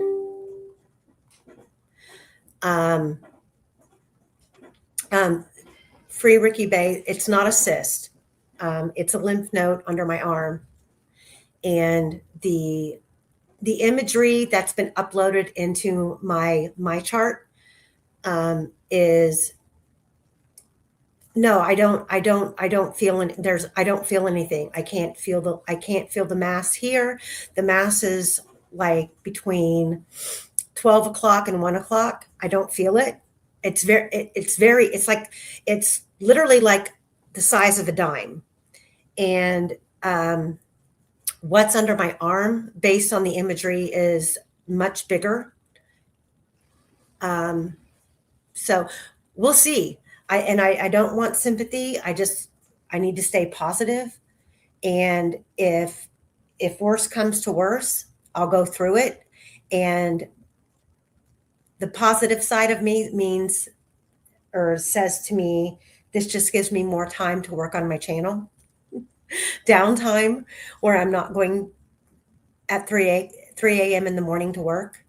But it's for the past month, it's been, the anxiety about it all has been very nerve-wracking, between my daughters stressing, me stressing on, what the fate of this could be.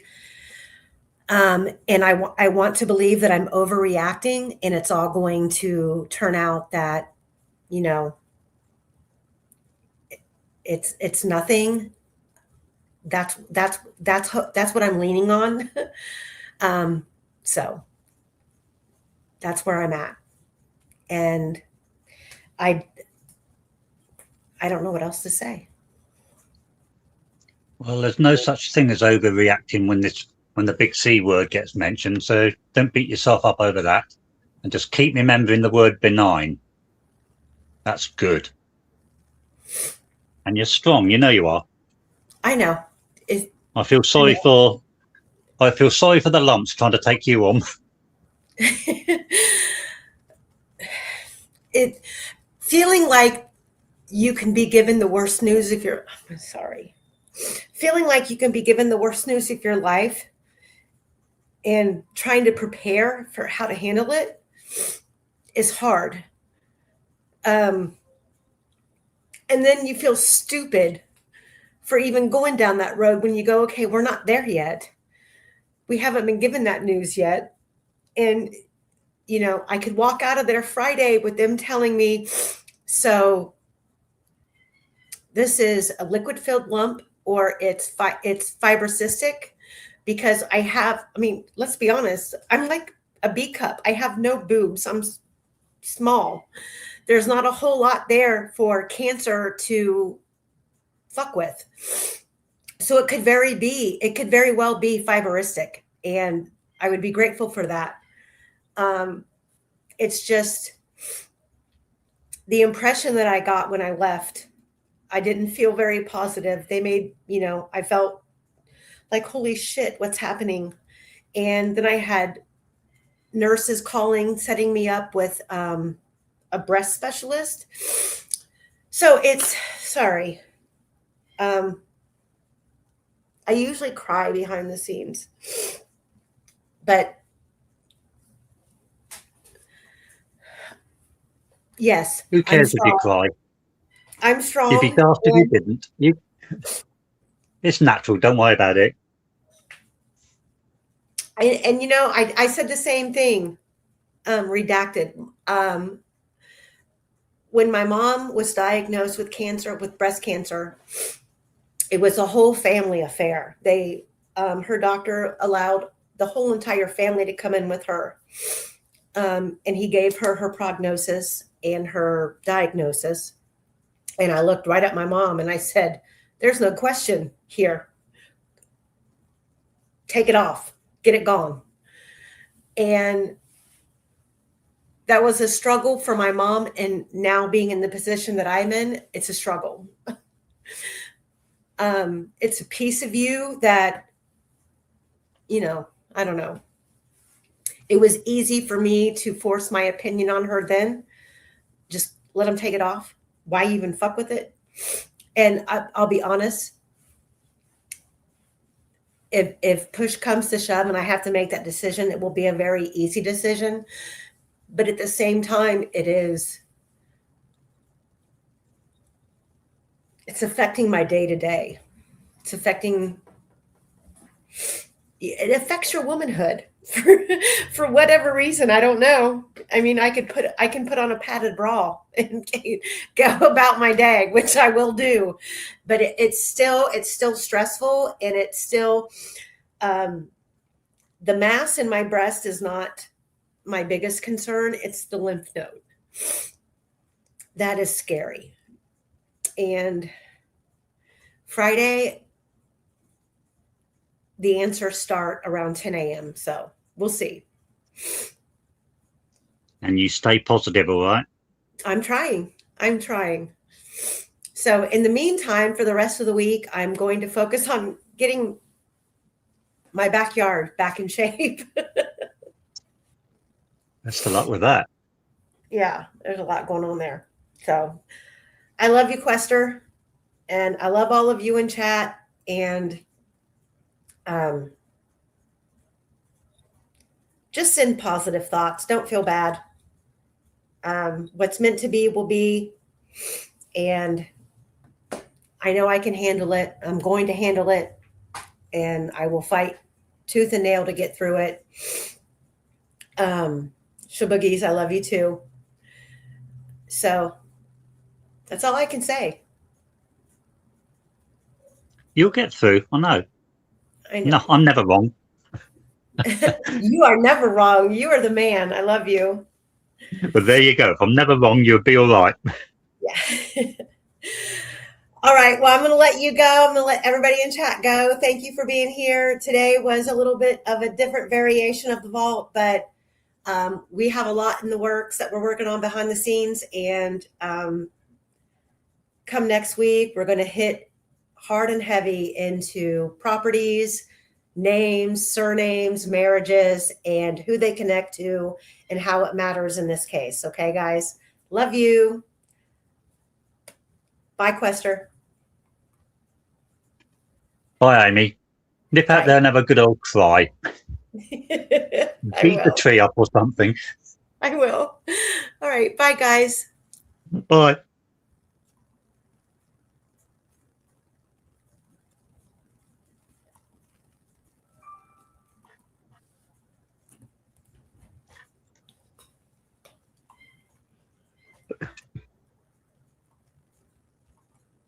Okay.